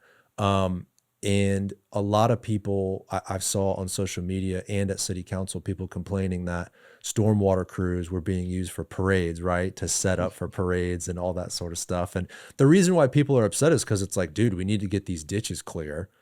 And any effort outside of that, people are angry because they don't want another flood, right? We got super lucky this year and didn't have any hurricanes come through. But hey, you got to keep people safe during these parades, right? We probably need all hands on deck, I would assume. Yeah. But the point is, I think those two storms changed everyone's paradigm on stormwater, storm surge, rainwater. My neighborhood, like in South Tampa, we sort of have always dealt with afternoon showers, flooding particular areas around neighborhoods in South Tampa. But man, when you have a place like Forest Hills flood, I don't know that area has ever had standing water in homes, ever. You had, I think Hillsborough River had like a 300-year record that was broken on the water level there. It's just totally unprecedented events with those hurricanes. So to me, it's like whenever there's a redevelopment project or these spring projects you're talking about, any path forward where you can move the needle and try to mitigate some of this stuff is probably the path you should take. Right. And you make a great point back to this spot here. There's plenty of room. We should do some stormwater treatment to retrofit, which should have been done way before those rules. and we put some capacity, a little bit of Right. attenuation, right? And I heard this a few years ago, and I'm like, oh, it's insurance companies just trying to make money. But they put a proposal that I think now makes a lot of sense. They said every single house, no matter where you are in this country, should pay $100 a year. $100 a year, even if you're not in a flood zone, and that becomes the national fund. So when you have something that exceeds all expectations, it's not on that state and that one city. And this gets fought before, like, well, why should I worry about Florida? Those people shouldn't have built there in the first place. I live up in the mountain here. But we have wildfires. We have all kinds of things that happen on the national system, where if everybody put a small amount in, would raise a lot of money. It wouldn't cover everything, but it would help with these unprecedented type storms we're seeing. Some sort of a national program. Yeah. Yeah, that makes sense, where it could cover any sort of disaster. Those two storms last year were wild too, because they shifted up into the Carolinas and caused unbelievable damage up there. And no warning. No warning. I mean, just an unprecedented amount of rain that rushed down those mountains. I have family that lives in North Carolina, in Asheville area, and some of the videos and stories. I mean, I feel bad for those people because they have no warning, no idea, and people lost their lives. Never mind all their possessions. and still recovering, by the way, too. I mean, some like Biltmore Village and some of those low-lying areas along French Broad River is the name of that river, I believe, in that Asheville area. It's they had 25 feet of water coming down through there. So just totally unprecedented. And then Lake Lure was filled. Yeah. They spent millions of dollars digging out that lake because of all the sediment that was distributed there. It is sad. And so I know you can't predict for stuff like this, but there's something to be said though about this conversation where you're bringing back what was naturally there before. There's this natural harmony with these coastlines, these waterways, these springs, and the way our cities have developed in Florida basically covered it all up and put concrete all over it. And so the more we can do to turn back that clock and create that natural balance, it sounds like on every level, whether it's red tide blooms, whether it's the fish, the oysters, the birds, the water quality itself, stormwater mitigation. I mean, there's a lot of reasons to do stuff like this. It's not just because it looks pretty. Right. So let's go to MacDill 48, because MacDill 48, so I live around that area, and, talking about stormwater mitigation and recreation in one. I mean, MacDill 48 is this like beautiful example of what operates like a park. I mean, there's a trail that I run on back there. It's like the coolest. You don't even feel like you're in a city. It's truly amazing. But the purpose of it is an entire, that's a perfect image right there, David. It is a stormwater, right, pond, essentially, where water from these neighborhoods collect. And where does all this water that collects in this basin come from? Is it just it's probably not the entire city. No, for this whole area in this region here, all the runoff from the roads flow. This is a low spot. The only reason this wasn't developed way back when, there was a wetland in the middle, and it was kind of a low spot. So it was easier to develop on the higher ground. And then in 1992, right after the ELAP program was funded by the county, the first property they bought within the city limits was this park. It wasn't developed yet. And if you don't have to even zoom it out, I can tell you that this is the only big green spot left on the map. Yeah. And so it was bought with ELAP, and ELAP funds said, hey, you got to protect it. You can't just buy it and 10 years from now put a shopping mall in here, right? We're buying it, we're providing funds so that it gets preserved. But all this area was built before 1984, when there was rules on attenuating so you don't cause flooding. So there's a lot of flooding around here. Yeah, right? big time. So the city is caught between a rock and a hard place. They have to do something to fix that.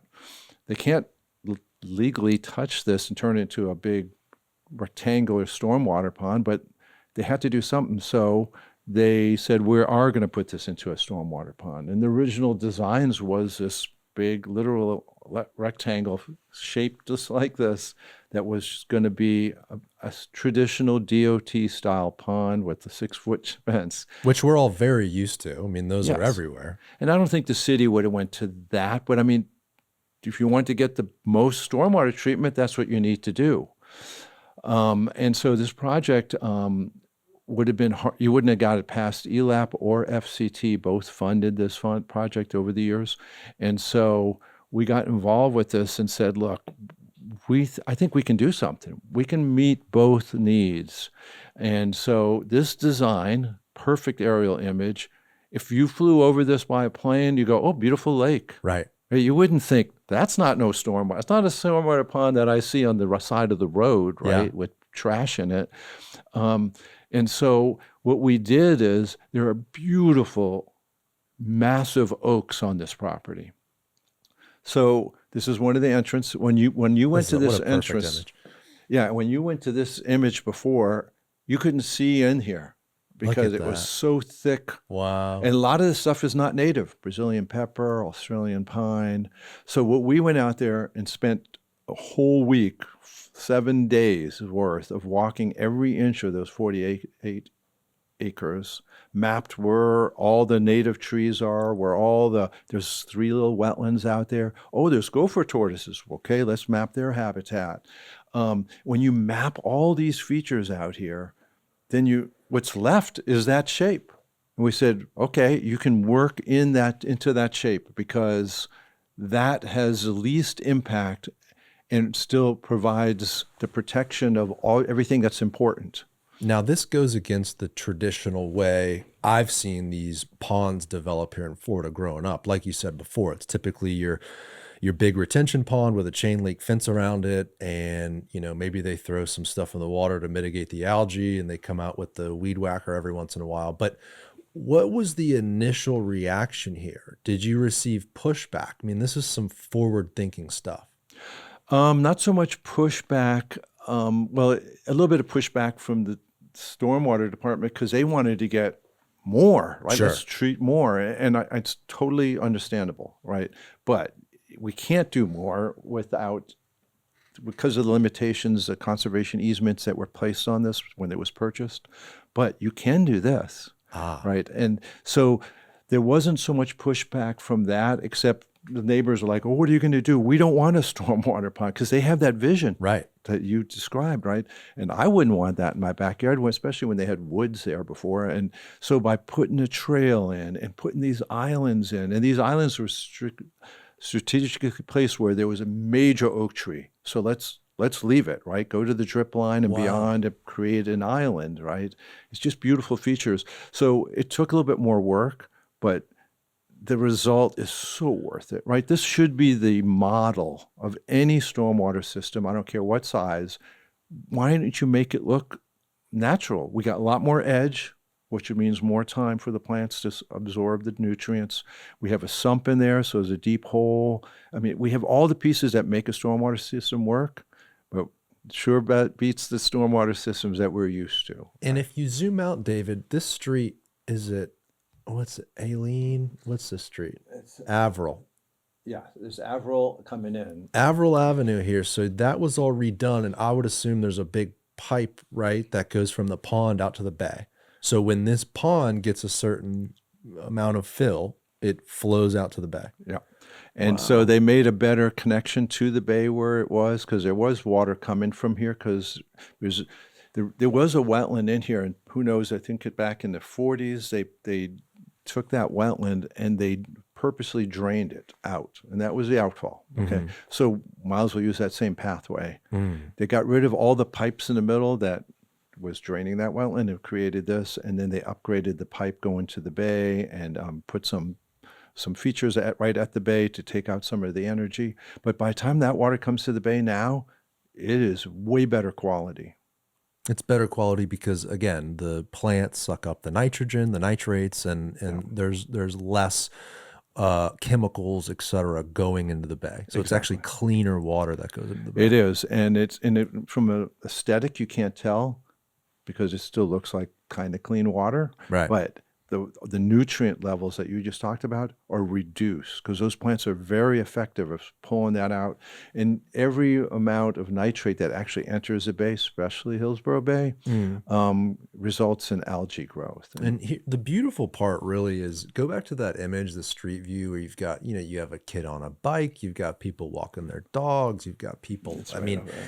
Yep. hiking is a little bit of a strong word for Florida, but people, they got the hiking shoes on and they're going through the trails. And like I said, I do some trail running in this area. And to me, that's the really cool part about this is you've taken something that would otherwise be closed to the public, that would just serve one purpose, which is a pond for stormwater. And you've actually turned it into a huge, almost 50-acre park. So to your point earlier, like rethinking all of these stormwater ponds, like in the back of a commercial property, if there's a little stormwater pond, you can do certain species of plants, you can do certain rock features, like really turn it into a visual feature so it becomes an amenity. And not like, oh, it's a pond. Oh, it's like there's stuff like that all over the city. We were talking about Hyde Park, the actual park. There's Swan Pond on the north side of Swan Avenue, right next to Irish 31. That's closed off on a gate. Maybe there's a way where you could integrate some sort of a trail around that. And then now that becomes a feature, right? And then across Swan on the south side, there's the baseball fields and another retention pond. Most people don't know that there's even a pond back there because it's got overgrowth and it's got fences around it. Maybe that becomes a part of the future. This big project, the Howard Avenue Flood Project, right? That's $100 million project. It's sort of like politically controversial. It's been back and forth, and I don't know, the city government argues and the residents and the businesses, but it's like, maybe there's some sort of a recreational solution there. Like you guys have done with MacDill 48. Maybe the Hyde Park south of Swan Avenue could look something like this with this recreation area with these big lakes. I don't know, just an example, right? But being more creative about these things is probably the better path forward. Yeah, and I have to agree. And unfortunately, the developers that put in subdivisions, we need them, right? We need places for people. There's nothing against that. But they come with their normal approach, right? And the normal approach takes 20% of the land to put these stormwater ponds in and curb and gutter. And if I wish I could get in front of them and say, look, how would you like to put more houses in your same footprint? I know the answer, right? Hell yeah, right? Right. Because all this money and they outlay, they want to have some return. So why don't we go back to the way we used to? Little swales in front of people's yards or behind the yard that carries the water. Now that becomes your treatment system. So you don't need a stormwater pond. Mosquitoes. Well, if you do it right in the right elevation, most of the time that's dry. Yeah, those few months in the summer, but if it's holding water long enough to have mosquitoes, then there could be even fish in there that's going to feed on them. So these can be designed so that it becomes part of your system. Now you get at least 10% back of more developable land because your system itself is doing the treatment. You can put these rain gardens that are just barely wet and all have plants in there. Most of the time it's just moist, but it might be wet for a few days. Yeah. Not enough to really have mosquitoes, which is a concern. But now that becomes your treatment system. Right. They just don't. They just come in and say, we have this template that we did somewhere else. So slap it on or take the trees out, put it in. Well, why don't we work with the grain and use the old school way of doing it, which was doesn't have to be all ditches, but it can be the conveyance system itself, instead of curb and gutter, all that impervious can be your treatment system. Yeah. And so I'd love to see some innovative approaches like that. It's beneficial for both sides, for the environment and for the developer. It also would become a feature to a buyer. If I'm a buyer or if I'm a broker selling a property to a particular buyer and we go into a community and instead of retention ponds with, warning alligator signs everywhere and no fishing, what if you flip the script and it was, maybe you get the alligators out, but you've got more of a natural approach to these ponds, to your point, and you've got trails around them. To me, as a buyer or a person selling a community like that, now it's a feature. Right. If you look at like David real quick, if you know where Lakewood Ranch is, David, like do an area of Lakewood Ranch. The amount of retention ponds in these large suburban developments really is unbelievable. These ponds are everywhere.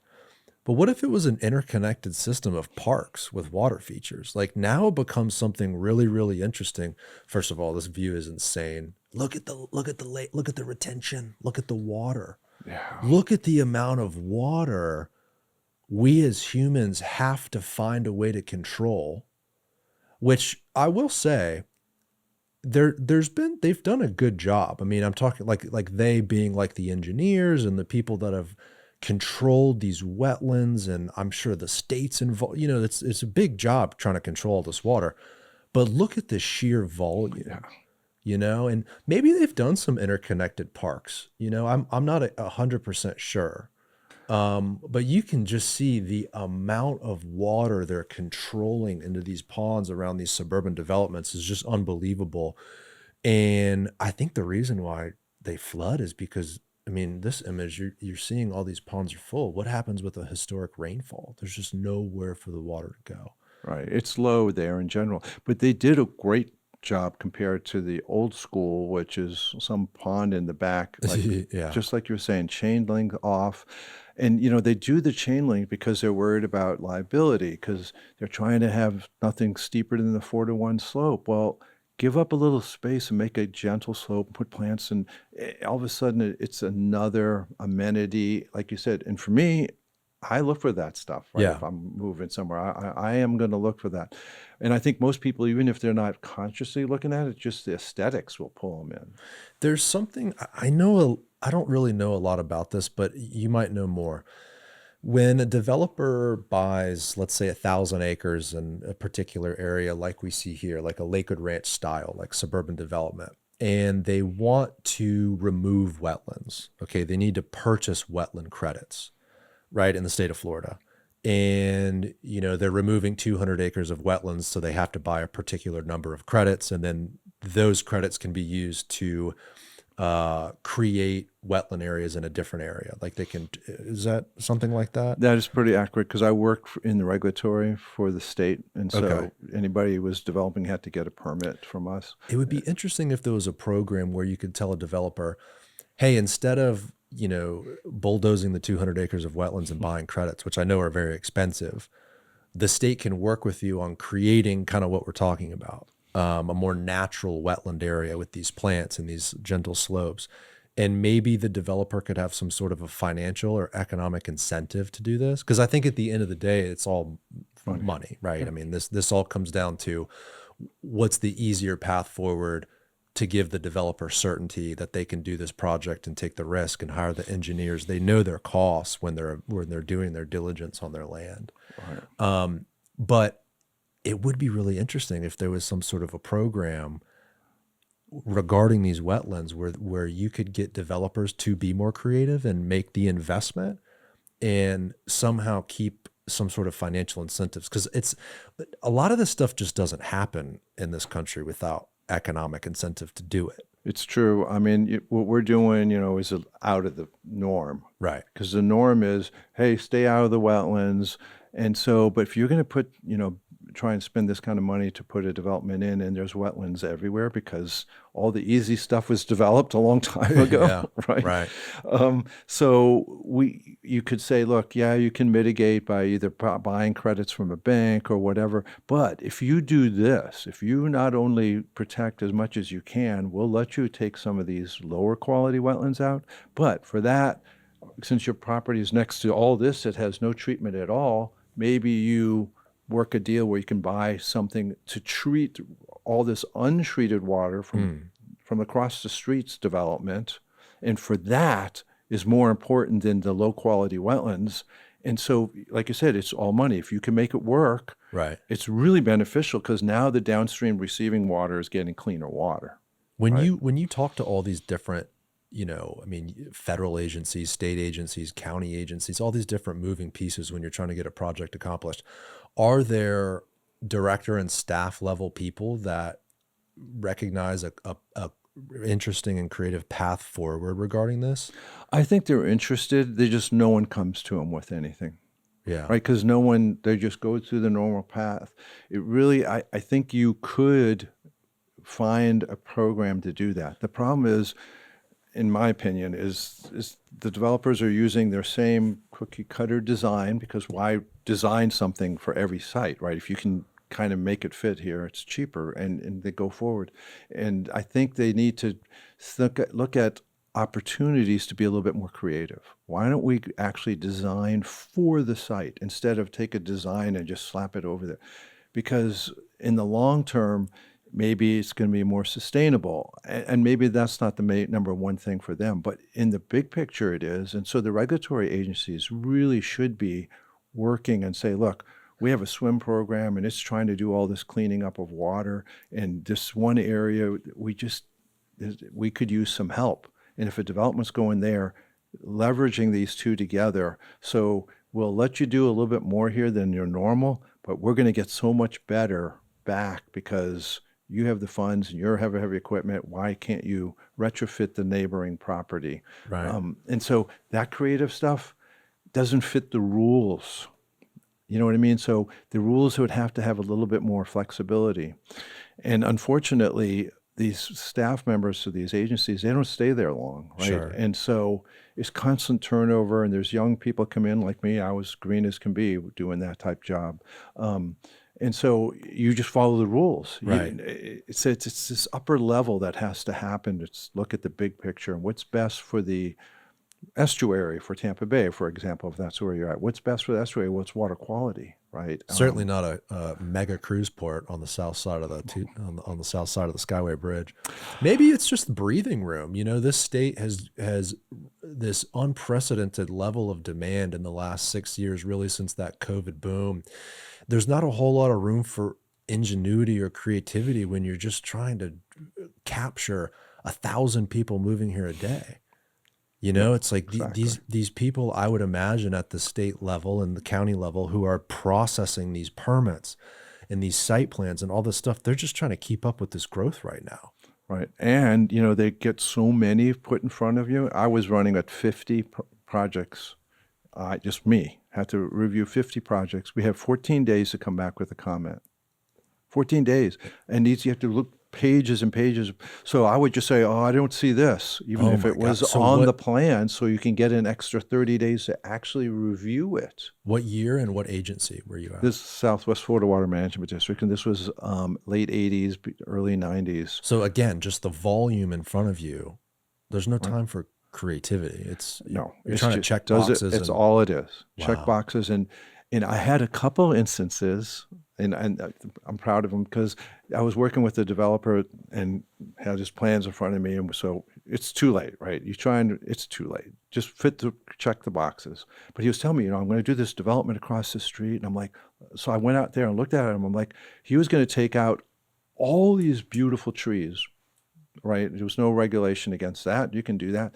And I'm like, listen, instead of putting 34 houses in here, you could put 17 houses in here and not touch a tree. And the value of the people that see this, and he actually listened. Wow. And then he came to me 2 years later and he said that I made way more money than doing it, what we were going to do. And so you're just like, oh my God, why don't we, we just need to be a little bit more creative. Sure. Right. And quality over quantity, where it makes sense. Yeah. And it's not going to fit everywhere, but no, there are places where quality is, it's worth it. It's worth it from the financial in the end. So Ballast Point Park is another area that you've led some efforts on, along with the Garden Club. Yeah. David, if you can pull up Ballast Point Park, just do the street view. You know where the old trolley station is, David? There used to be a trolley line. It was called Ballast Point Line. And my grandfather used to take it from his house in Seminole Heights down to the park there, to Ballast Point. I mean, imagine that. You're taking a trolley all the way down Bayshore Boulevard. And it stopped at... Well, right here. The stop is actually still there. So a lot of people don't know, but there's a little gazebo. And that was the old trolley stop. So put the man down on Interbay right there. Shout out again to the Garden Club, because I believe that they have funded and renovated this here. This was the old trolley stop. Yeah. And so this entire park, which is a fabulous park, by the way, some of the best views of the city from this park, It's all waterfront. You've got the pier, which that thing's been closed since the hurricane a year and a half ago. I think they might be working on it now. You've got that water park, you've got the playgrounds, and you've got recreation area, gazebo, parking lot. And then there's actually a little gym that a couple people like to enjoy there. And then a boat ramp too. So it's like this, you just have a lot of recreational action in this little city park. It's fabulous. You've also got that little restaurant, which sells some good ice cream and lobster rolls and stuff like that. And of course, again, a beautiful view. So what efforts are you leading at Ballast Point? Because talk about another sort of gem that can further express itself as Ballast Point Park. Well, the Rose Club is leading and working with the Parks Department, saying let's do some improvements on this park, right? And so they have their own ideas on some really good projects. I had worked on this project way back when they redid the boat ramp and made it wider, and so there's seagrass impacts, and we helped them go through that permitting and move seagrass, etc. But what we would like to do is, while we're working out here, what do we have here? Seawall. Right? A lot of open water fetch. So there's energy here. So if we can do something in front of the seawall like we did at Ulele, even just putting rocks with sediment tubes in here, all of a sudden now you're breaking up some of that wave energy, right? And for the Regional Planning Council, the Tampa Bay Regional Planning Council, they have adopted an elevation that'll protect us from normal tides through 2060. And that elevation is only 5. Elevation 5 NGVD. And most of this stuff is sitting at around 3.8 to 4. So you can either raise the seawall and then do something in front of it, or do something in front of it and just have a little berm behind it that's continuous, so that when we have tidal floods, not so much tidal floods, but the normal higher tides that we're getting, it's not going to be flooding the park all the time. Yeah. So I'm trying to help them from a resilience point of view. And then while we're doing it, let's put some aesthetics and some better features than just seawalls in here. So those red mangroves you described, we were talking about the view when we were talking about the river. And you said the black mangroves grow higher. Those are the ones you window. Yeah. And the red mangroves don't like to be trimmed. So would you do, because this is the view is a huge everything right, at Ballast Point. So would you do the red mangroves where they're lower and they don't disrupt your view? Right. And then maybe off to the side, you can have a window situation with some black mangroves growing over. But yeah, mostly we'd want red mangroves here because of that. You can trim them and they do okay, but they don't do as well when you're trying to make them a window. But we don't want to lose this view. But we do want to protect that wall. Right. And if we can do that, and we can, that you can do something that provides some buffer against, protect the length of the life of the wall. And now what do you have, right? Now you have some ecosystem services. Now you could actually fish. You'll never see a fisherman take a cast net and throw it right up at a wall, because there's nothing there. But the ones that have just a couple mangroves out front, it's a completely different story. Right. Right. And so if we could take all the hardened shoreline in the Tampa Bay area, or most of it, all the canals, just imagine miles and miles and miles of it, and had a little veneer of life in front, whether it's mangroves or marsh, a little bit of rock, it would change the water quality and it massively increase fishing and fisheries habitat. So, David, go to your left and like drive your car, so to speak, back towards that way. There's a I'll use the word ditch again, but there's a ditch on the left side of the road and the right side of the road. So look left from right about here. Go You can see it goes under here. So to me, Florida, as we know, is very flat. Whenever you have these opportunities to work with topography, it just kind of becomes cool. I don't know. It's something really cool. I like it, at least. It's cool to look at. So something like that. I mean, you've talked about a couple different ways where these ditches could become features and be beneficial for multiple reasons, taking the nitrogen out of the water and plant species and all that. Is this something, because I walk by this and I'm like, dang, this is kind of cool. There's like a little elevation there, and there's some rocks and these trees with these knots, these roots growing out. When you look at something like that, that could be a good candidate for what you've talked about. And where is this ditch? Is there any spring in this area, or is that just like a stormwater feeder I right think there? it's a ladder. I don't think there's a spring here, but we do have some features here, right? You could really, without much earth moving, you could make this thing a little bit wider, put native plants around it. So aesthetically, and it's not all about aesthetics and the nutrient uptake Right. they go hand in hand. But you could really do something better with these small little spots like this. Yeah. And then let's say the parking lot over here or something, before it gets to here, you could have another little rain garden, which is lower than the ground, but not wet all the time. And it can have very nice plants in those, aesthetically pleasing plants. And again, anywhere where we can get some treatment, because after this, it's in the bay, right? There's not much room to do anything. Anything we can do to cleanse the water before it gets all the way out is beneficial. Well, again, too, I mean, this is one small project, but it's exponential when you're talking about generations and decades. And if you just do this one little project this year and you do another one next year, before you know it, in a decade or so, you've got amazing projects all across the city contributing to, basically, in every way, it's more positive. David, look across the road on the right side. There's another opportunity over here. Just turn right. I mean, like with the camera. Yeah. Yeah, back in there. See, same kind of a thing. And that flows directly out to the bay. So this building was under probably 4 or 5 feet of water. All the air conditioners got flooded out. This was closed for a while. I was actually surprised they just renovated it. I figured, it's an old building. Yeah, you can kind of tear it down and go up. But again, money. Right. Money. We touched on it earlier, but throughout this conversation, you've mentioned there's all these different organizations that make these projects possible. And on the sign where the boat ramp is at Ballast Point, it says, keep Tampa Bay beautiful. There's like 4 or 5 different organizations that are a part of just the boat ramp. And every project you've mentioned, it's not like, oh, the city's doing this. There's always so many layers. Is that the clear path forward to accomplish more of these projects? Is the collaboration between these public and private groups and individuals that care about this stuff, that are willing to host events, to gather donations? I mean, how important is the community itself to make these things possible? It's the key. It really is. I mean, no one entity can do it on their own. They got the swim program, that's their job, and they're doing it, and they will partner where they can.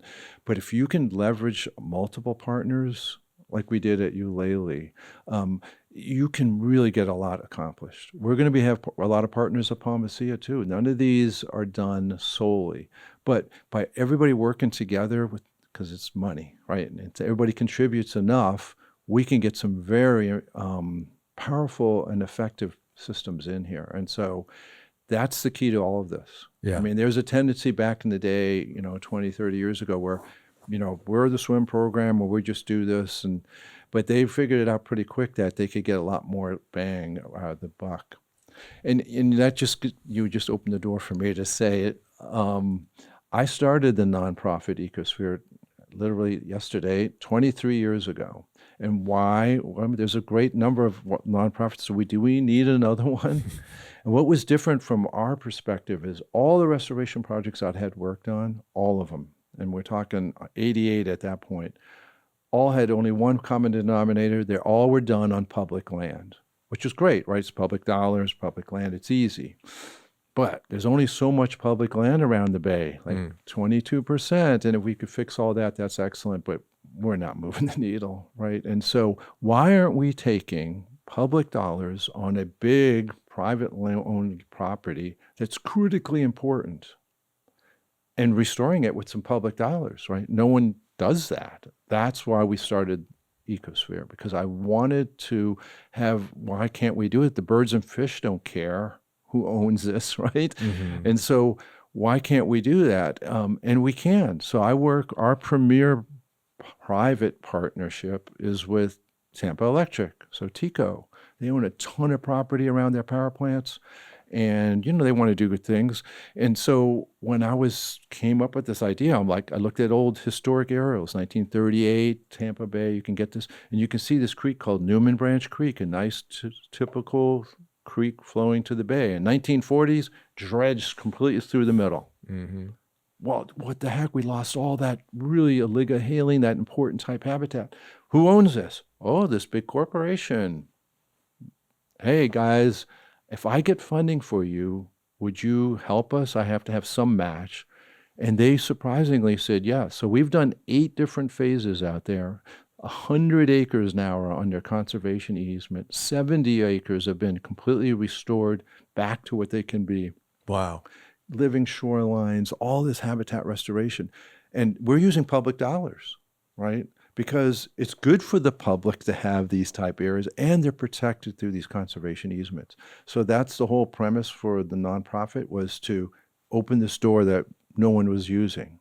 And it goes right back to what you said. Now we have a private partner. Right. We never had that before. And some of these private partners have money. Tampa Electric has money, and they do put up. In fact, after they won the first project we did, they won an award for that.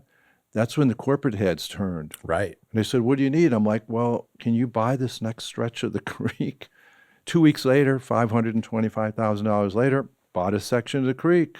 And So they've been very receptive. and as I an use entity that to get all the grant money, and everybody wins, right? Wow. There's their seed money, and all the agencies I get to check off, they got so much habitat done in this area. Anyway, so it's been a very good and effective model. But it opens the door to one partner that was not really being used before. And I think that is what is a game changer. Also, too, privately owned waterfront property, and I'm not talking about a lot on Davis Islands. I'm talking about, a larger area that's probably not able to be developed. Let's just say it's a 200-acre parcel of waterfront, mangrove islands, and like 5 acres is able to be developed. In the news recently, there's the property up near Sanibel that the state of Florida purchased. David, pull up that real quick. I want to get that number right. I think the state wanted to pay like 60 or 80 million dollars for this like 2-acre parcel of property. Now there's probably some politics behind that. There's probably like the real full story. But to me, when you have private ownership of land that's willing to sell, and there's an opportunity for the state government to purchase it, to protect it, to do everything you've talked about today, it makes sense. So type in, Sanibel 2-acre, Florida legislature. It's like a beachfront property. See, look, Florida cabinet approved $27 million for the protection of 21,000 acres. That math makes sense. Right. Recent large-scale land purchases have been noted for their high price per acre, such as $83 million 4-acre purchase in late 2025, which highlighted the premium cost of coastal land. $83 million for 4 acres. Yeah. That sounds crazy. I mean, you just described a situation where you've got a private corporation, TICO, who's willing to put up their own money to preserve waterfront critical areas that they own, or even purchase more of them. Right. But then you see the state government paying $80+ million for 4 acres. I think it's just interesting. It's maybe there's a really, really good reason, but that sounds like a whole lot of money for 4 acres. It sure does. I mean, do you have any indication from like an environmental standpoint as to why the state would be willing to pay that much money? I don't. Yeah. I really don't. Even if it was the most beautiful spring, well, I don't know. There are some pieces that could fit that, but from the images I've seen, it's just a strip of land, right? Is it really worth that kind of money? I don't know. We can't fix that. But I think the point is well taken, that we could, by working together with public and private, we can find parcels that are way cheaper than that. Sure. To get a lot more lift. Well, I mean, the what I'm getting to is a couple things. One, there's clearly political will. We have a Republican administration. It says right here, Florida Governor Ron DeSantis defended the recent decision to spend more than $20 million per acre on waterfront property that is to be preserved. I mean, it's not like, right? I mean, Not being built. Right. it's not being built on, it's to be preserved. So we've got this other land that's for sale. And there's been land, there's that little scrub island, beer can island that's been for sale. It makes sense that the state would buy that rather than $80 million for 4 acres. Or Rattlesnake Key, which is that new cruise port that's been proposed. Seems like that would have been a good use of 15 million. I don't know what the seller was asking, but the point is there's political will for state money to be used for conservation land. I think actually the governor, one of the first things this governor did that totally surprised me was in 2019, right after he was elected, I was at the governor's luncheon and he was describing some environmental and conservation efforts. And the entire crowd was like, oh my God, this guy's incredible. He's young, he's sharp, he's a Republican. He's talking about conservation, which back then wasn't necessarily a strong Republican platform. And I was so impressed with DeSantis because he was overtly talking about, look, Florida's environment is the most important thing we have. It's the reason why we have tourism, et cetera. And then today, I mean, this article's only a month or two old. So it's like clearly him and his administration have made a focus on environmental protection. We talked earlier about we have high growth and suburbs and sprawl and all that. It's probably very hard to manage.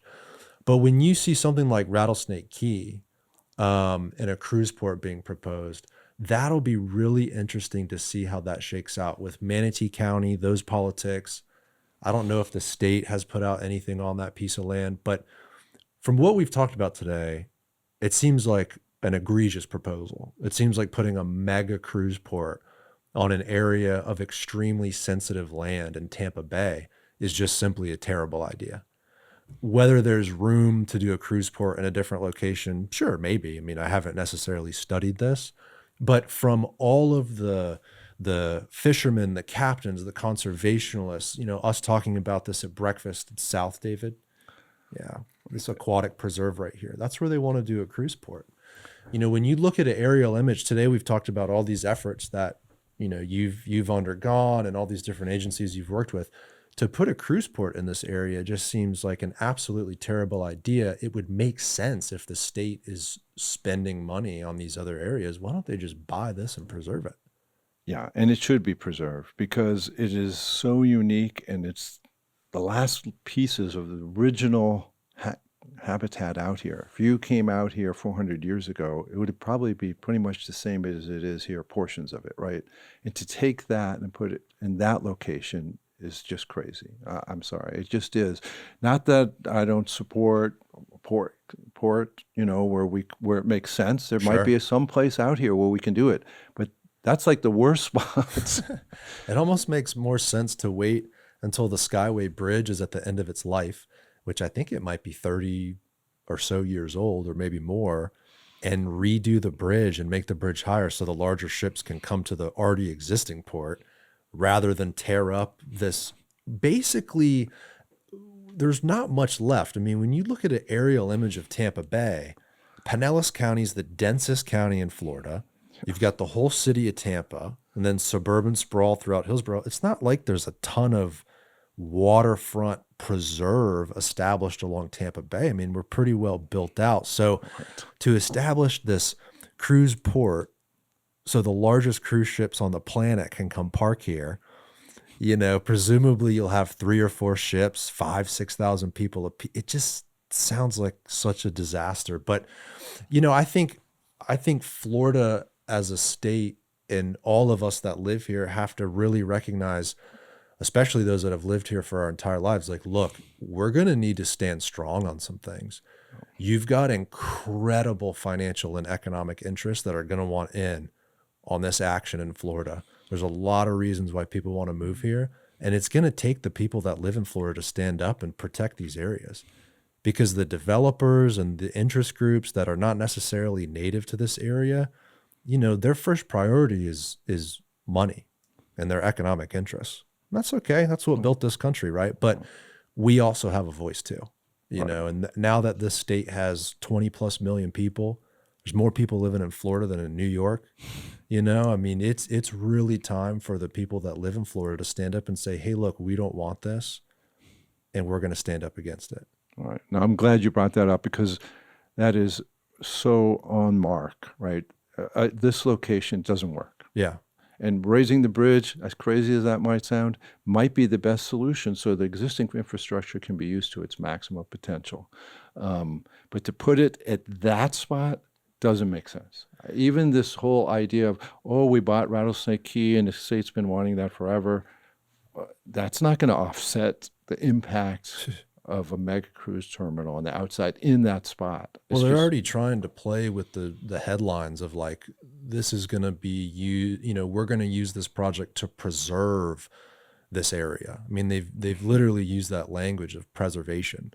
Like, oh, the economics of the deal will fund the money to help preserve this other area. It's like, I don't know. I don't know that Floridians can be so trusting anymore to large scale developers across the state. I think that me growing up here, my mom's family was from Sarasota, my dad's from Tampa. I've grown up along the I-75 corridor. It used to be two completely different markets, cities, and regions, and now it's all one. You drive down 75, there's brand new housing everywhere, cookie cutter. It is what it is. We need, there's a strong demand for it. People need to live somewhere, but when is enough enough? I think this is a perfect example of enough is enough. I agree. I totally agree. And I'd like to take this a little, see what you think on this, because I've talked to developers before and said, or to city officials mostly, and they said, well, this development really funds a lot of tax base and all that. And I go, I agree, it does, Yeah. right? But what if, take this idea for it, pick a city or a small town, just, I don't know, Temple Terrace. It's pretty overgrown already with homes and stuff, but let's just say we said we're stopping all development in the city limits starting tomorrow. What do you think is going to happen? The value of being in Temple Terrace for those that want to live there jumps, because now you can't get in until somebody moves, right? So all that houses there have higher value. Yeah. So there's a jump in your tax base, right? And so isn't that better than to continue to just develop and develop to the point that it's not sustainable by traffic? We do want this thing called quality of life, not quantity of life over everything, right? And so I think has to be where people can say, all right, right now we've exceeded our carrying capacity completely. And that's fine. Okay, I understand. Even if we said stop today for the entire metro area, there's so many developments that are already approved.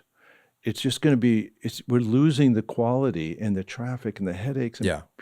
It's sad that no one's looking at that from a holistic saying, hey, when do we say, let's trim back on some development or even stop it in some areas? We still will get the revenue because now this value goes up. Yeah, I think, if there's one, you kind of hit on the head of something I've been thinking about throughout the years of doing the show, and it's just the word developer, and it's the growth and development of a city or of a region of a state. There's really two different worlds when you're talking about urban development and suburban development. And I think if you have a building that has 500 apartments or 500 condos, 500 units, in a downtown, in an urban area, I mean, this city's grid has been established for over 100 years. When you put a building on the grid, yeah, you're adding to the sewer capacity, the road capacity, et cetera, but the infrastructure exists. Right. You're going to put a 500 home community out in the middle of nowhere and bulldoze orange trees and forests and wetlands and add the roads. Where are all these people going to go to school? Where are they going to go get a stick of butter and eggs? Now you're talking about more infrastructure. You're going to have to build commercial corridors. Oh, by the way, there's no alternative form of transportation. So all those people are going to have to jump in a car. Okay. And so it's like this self-fulfilling prophecy with the suburban sprawl. You build one community that serves one purpose. It's a bedroom community, a gated community with hundreds of homes. You've just created probably 100 years of infrastructure we're going to have to keep up with. And so I think the state at some point, now there's been land entitled. I mean, I have family, not by blood, but by marriage, that have been working on entitlements for some of their property for decades. I think that's absolutely fair. These owners of land have worked tirelessly, literally for generations, working with governments to get their land entitled for development. And again, we have unbelievable growth in Florida, and we need, but maybe not now, this year, in 5 years, at some point, this state is going to have to densify the cities and the urban areas that already exist and preserve the pastures, the farmland, the forests, the wetlands, and the orange groves. You're not going to be able to make a feasible argument for suburban sprawl. Who's going to pay for all that infrastructure? What are you going to do in 30 years? You know, all these communities, this entire corridor. David, go south a little bit, just a tiny bit, to capture Lakewood Ranch. When you look at this east area here, the amount of suburban sprawl is unbelievable. Hundreds of thousands of homes all up and down the west coast of Florida corridor. Millions, frankly. There's probably millions of people living in this just screenshot right here, right? Yeah. In all that stuff was built basically in the 90s and 2000s. All that Lakewood Ranch and some of that stuff. Brandon a little earlier, 70s. But in the next few decades, that infrastructure is going to be aging. And I'm not quite sure you're going to have the demand to live in bedroom communities. Like people around my age, I'm never moving out there. I don't know. No one I know is excited to move out to these gated communities. So who's going to be living in these homes to fund the property taxes, to redo the roads and redo all the infrastructure by the time I'm a little older? When my kids are grown up, who's going to be living in these areas to fund all the taxes to produce all this infrastructure? It's not a good long-term plan. We are where we are, but at the end of the day, a much more sustainable solution is to allow the cities to densify. That's where you can get the public transportation. That's where you have the arts and the cultural centers of these regions. That's where you don't need to rely on a vehicle to go downstairs and go get a stick of butter and eggs, right? It makes a hell of a lot more sense for Florida to think of itself as a more urban area. And if you zoom out too, David, like if you capture the whole state, and I'm not advocating that everyone be forced into cities. I think there's an advantage in this country in particular where we do have these really beautifully manicured suburban areas that are sort of hard to find all over the world. And they're very unique. And there is an appeal. There is a demand. I'm not saying you get rid of them. But again, at a certain point, you're going to have to draw a line and not bulldoze every forest you see. Right. And it just seems like, I don't know, growing up in Florida, I'm 33 years old. It seems like that's all we've done the past 3 decades. Like I said, I grew up between these two, Tampa, Sarasota. It doesn't seem like it's ending. And so I just think that we have to rethink our cities. We have to allow the cities to become cities and probably allow the countryside to remain the countryside. Well said. I agree 100%. Probably going to upset a lot of people along the way, but nothing's overnight. That's the other thing. I think there's urban service areas the county works on and they plan decades ahead for growth. And, maybe we'll continue to see what we're seeing the next couple decades, but in 50 years, when you start to put the timeline out, there's got to be a line somewhere. I agree. No, thank you. Tom, I appreciate you sitting with me today. This was a lot of fun. I think we were talking earlier about the different groups and organizations and entities that make these projects you do possible. And I think they're all important, but you are also important too, because your driving force, like on that Ulele project in particular, without you not taking no for an answer and having that 6-week time frame and digging through those emails and letters, we wouldn't have something like that. So I appreciate you. Well, I thank you. And I'll still deflect that because it was a community effort, right? I couldn't have done that without the help. So I appreciate that. I did have a couple questions for you. Maybe you can help me with. I just wanted to know, there was a builder association that it was involved in restoring the gazebo. I think at I can't even say where Palma Ceia is at. Yeah. That gazebo was done 10 years ago. And so there was a builders association that came in, put all their materials in there and got their guys and do that. And see, these are type things that don't make the news, so to speak. But I didn't know if you knew who that was. I'll have to talk to the Rose Circle and find out who it is, because they need to be thanked for, they didn't have to do that. And putting it back in its place, it was really good. David, you could type that in Google real quick. Builders Association, Fred Ball Park. Maybe it would let us know. I don't know. Yeah, they should be shouted out. You know, again, it's all these little projects that come together. These small things create big things, right? Yep, I don't know collectively. though. Builder Association involved in restoring the gazebo. I'm not familiar. Let's see. Who was it? Tampa Bay Builders Association? Was it them? Do you know? We got to find out. We'll dig it up at Okay. some point. We'll shout them out. What other question did you have? My last question is, we just had all the crews coming down Bayshore Boulevard, and one of them is Nautilus Crew, and they really they're environmentally sound, and they really I think would be a great partner for this Palma project. But I have not. I've run into dead ends trying to find out who to talk to. Who is the person you talk to for Nautilus Crew? Because I think they would be a great partner for this project. Their crew goes right past it, and it just seems like a good fit for what their objectives are. But I have no idea how to get to the decision maker for that crew. So I didn't know if you, by chance, or maybe the audience knows, Yeah. because we'd love to talk to them because I think we could really, link together and they could have a project they would be very proud of being part of. Well, if anyone is listening from those organizations, how can they get a hold of you? How can they contact you? Well, you can always go to our website, which is Ecosphere Restoration Institute, and our email and all our contact information is there. So you can just reach out there. We'll be glad to follow up on anything that comes through. Do you have a social media channel at all? I'm pretty much a Luddite. I'm active on LinkedIn. Okay. And you can always get a hold of me there. But our board members, we have a Facebook page, but it's not me. We got to get you hooked up on social. I think pictures of all these different projects would be really interesting.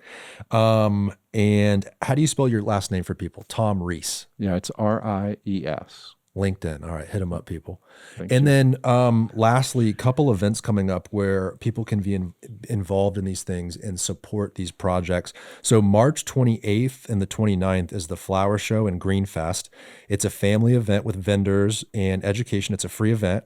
That is at the Garden Club, which is right next to Fred Ball Park. So you can check out the spring, Palma Spring, which, by the way, Palma was one word on some of those historical photos and documents. But now it's two words. Palma, one word. Interesting. It is. I mean, it was one word back in the 20s when the landowner called that spring that. I don't know how it got shifted over time. And there's a lot of research on that, and they really can't figure out what it means because it's part French, part Spanish words they put together. Well, Palma is like view of the palms, I think. And I think so, but they were some.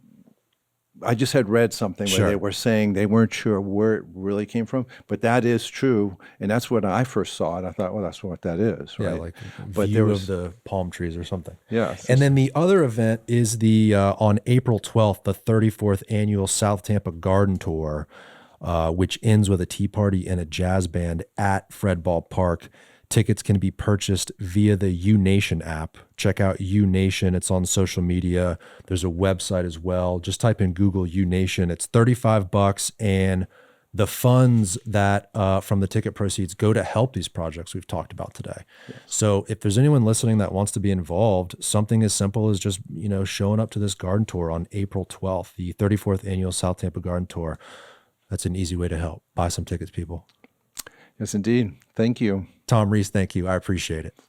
All right, that's it. Bye, everybody. See you next week.